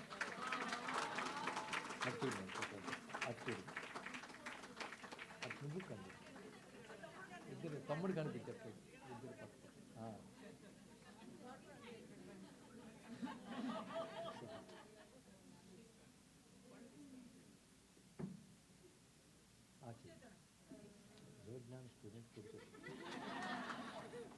రమ్యశ్రీ రాలేదు. సిద్ధేష్ వారికి తర్వాత అందించేయండి అమ్మ. నిన్న భగవద్గీతలో రాని అబ్బాయి భగవద్గీత స్టూడెంట్, కాబోయే టీచరు విజయదశమి. మరొక్క విషయం చెప్పాలండి, ఈరోజు గురు పూర్ణిమకు ప్రత్యేకత ఉంది. అమెరికాలో ప్రారంభింపబడి ప్రపంచవ్యాప్తంగా జరుగుతున్న మరొక అధ్యయన బృందం ఉంది ఋషి విద్యాభ్యాసంలో. గురుభ్యో నమః అనే పేరుతో ప్రవచనాన్ని కాలక్షేపం సబ్జెక్ట్స్గా కాకుండా స్టడీ మెటీరియల్గా తీసుకుని ఈ 9 ఏళ్లలో వాళ్ళు ఎన్ని సబ్జెక్ట్స్ చేశారమ్మా? 30 పైన సబ్జెక్ట్ స్టడీ చేశారండి ఒక్కొక్కటి కూడా. అంటే ప్రవచనాన్ని ప్రవచనంగా తీసుకోకుండా దాన్ని స్టడీ చేసి దాని మీద క్వశ్చన్ అండ్ ఆన్సర్స్ కూడా ప్రశ్నపత్రాలు వేసి సమాధానాలు రాసి పేపర్స్ కూడా సబ్మిట్ చేశారు ఒక్కొక్క దానిలో. అలా ఎన్ని సబ్జెక్ట్స్ స్టడీ చేశారంటే భగవద్గీత మొత్తం చేశారు, లలితా శాస్త్రం మొత్తం స్టడీ చేశారు. ఇలా అనేక గ్రంథాలు. ఇవాళ అది ప్రారంభించి ఇవాళకి 9 సంవత్సరాలైన సందర్భంగా ఈ సందర్భంగా ఆ అధ్యాపకులు శిష్యులు కూడా ఇక్కడ విద్యార్థులు కూడా విచ్చేశారు. వారందరికీ ప్రత్యేకమైన అభినందనలు, ఆశీర్వచనాలు. ఈ స్టడీ గ్రూప్ పేరు శ్రీ గురుభ్యో నమః. దీన్ని గురుజ్ఞానం.org ద్వారా మీరు కూడా కనెక్ట్ కావచ్చు. అది స్టడీస్ సర్కిల్గా ఉన్నది, అధ్యయన బృందంగా. ఇన్ని విధాలుగా ఋషి విద్యను అందించాలని ప్రయత్నిస్తుంది ఋషిపీఠం. దాన్ని మీరు అందుకునే ప్రయత్నం చేయండి. అదేవిధంగా ఇవాళ ఒకరు ప్రశ్న వేశారు. ఇవాళ గురు సందేశం చెప్తారు కదా, మీరు చాలా పుస్తకాలు రాస్తారు, ఏదో ఒక్కటి అధ్యయనం కోసం చెప్పండి అంటే అన్ని అధ్యయనం కోసమే చెప్పాం, ఏదైనా చేయొచ్చు. కానీ ఒక్కటి చాలు అనిపించే ఒక గ్రంథం ఉంది, ప్రతి వాళ్ళు పట్టుకోవాల్సింది. ఈ మధ్య విడుదలైంది నామయోగం. ప్రతి ఇంటా ఉండాలి, ప్రతి వాడి చేతిలో ఉండాలండి. నామంతో ఎలా తరించవచ్చో ఈ రోజుల్లో ఎవరికైనా సులభమైన ఉపాయం నామమే. అది ఏ విధంగా అనేది శాస్త్ర ప్రమాణాలతో చెప్పిన గ్రంథం ఒకటి. అదేవిధంగా హిందూ ధర్మం స్వరూపం స్వభావం ప్రభావం, చిన్న పుస్తకమే. హిందూ ధర్మం అంటే ఏమిటో అనేక రకాల సందేహాలు పటాపంచలు చేస్తూ అందించిన గ్రంథం. ఇలాంటి విలువేలు ఉన్నాయి, వీటిని స్వీకరించవచ్చు ఋషిపీఠం ద్వారా. ఇక్కడ కౌంటర్ దగ్గర మీరు సమాచారం దొరుకుతుంది, పుస్తకాలు దొరకకపోయినా. కావాలంటే పుస్తకాలు తెప్పిస్తారు, తెలుసుకోవచ్చు. స్వస్తి.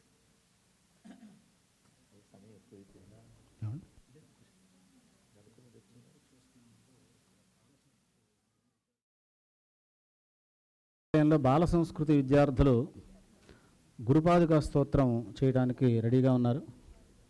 ఇక్కడ చేస్తారా? రెండమ్మాయి కూడా.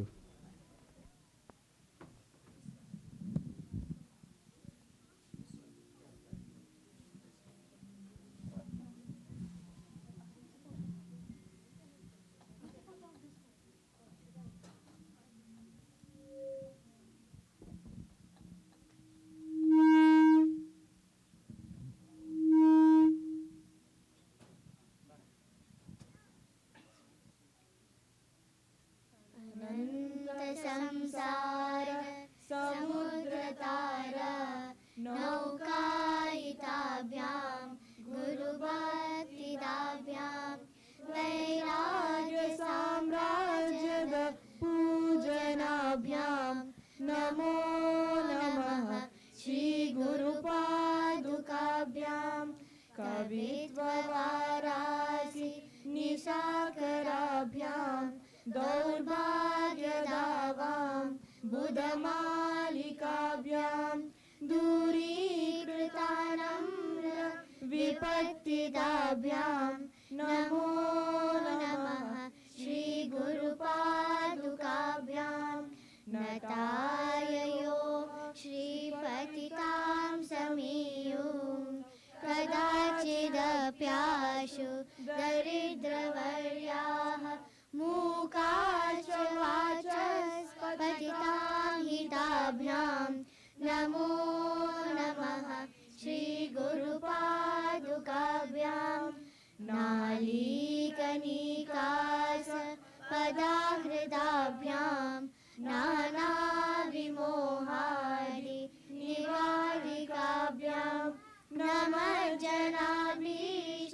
ततिप्रदाभ्यां नमो नमः श्री गुरुपादुकाभ्यां नृपालिमौली व्रजरत्नकान्ति सरिद्विराज जशकन्यकाभ्यां नृपध्वदाभ्यां नतलोकपङ्क्ते नमो नमः श्री गुरुपादुकाभ्यां पापान्धकारार्क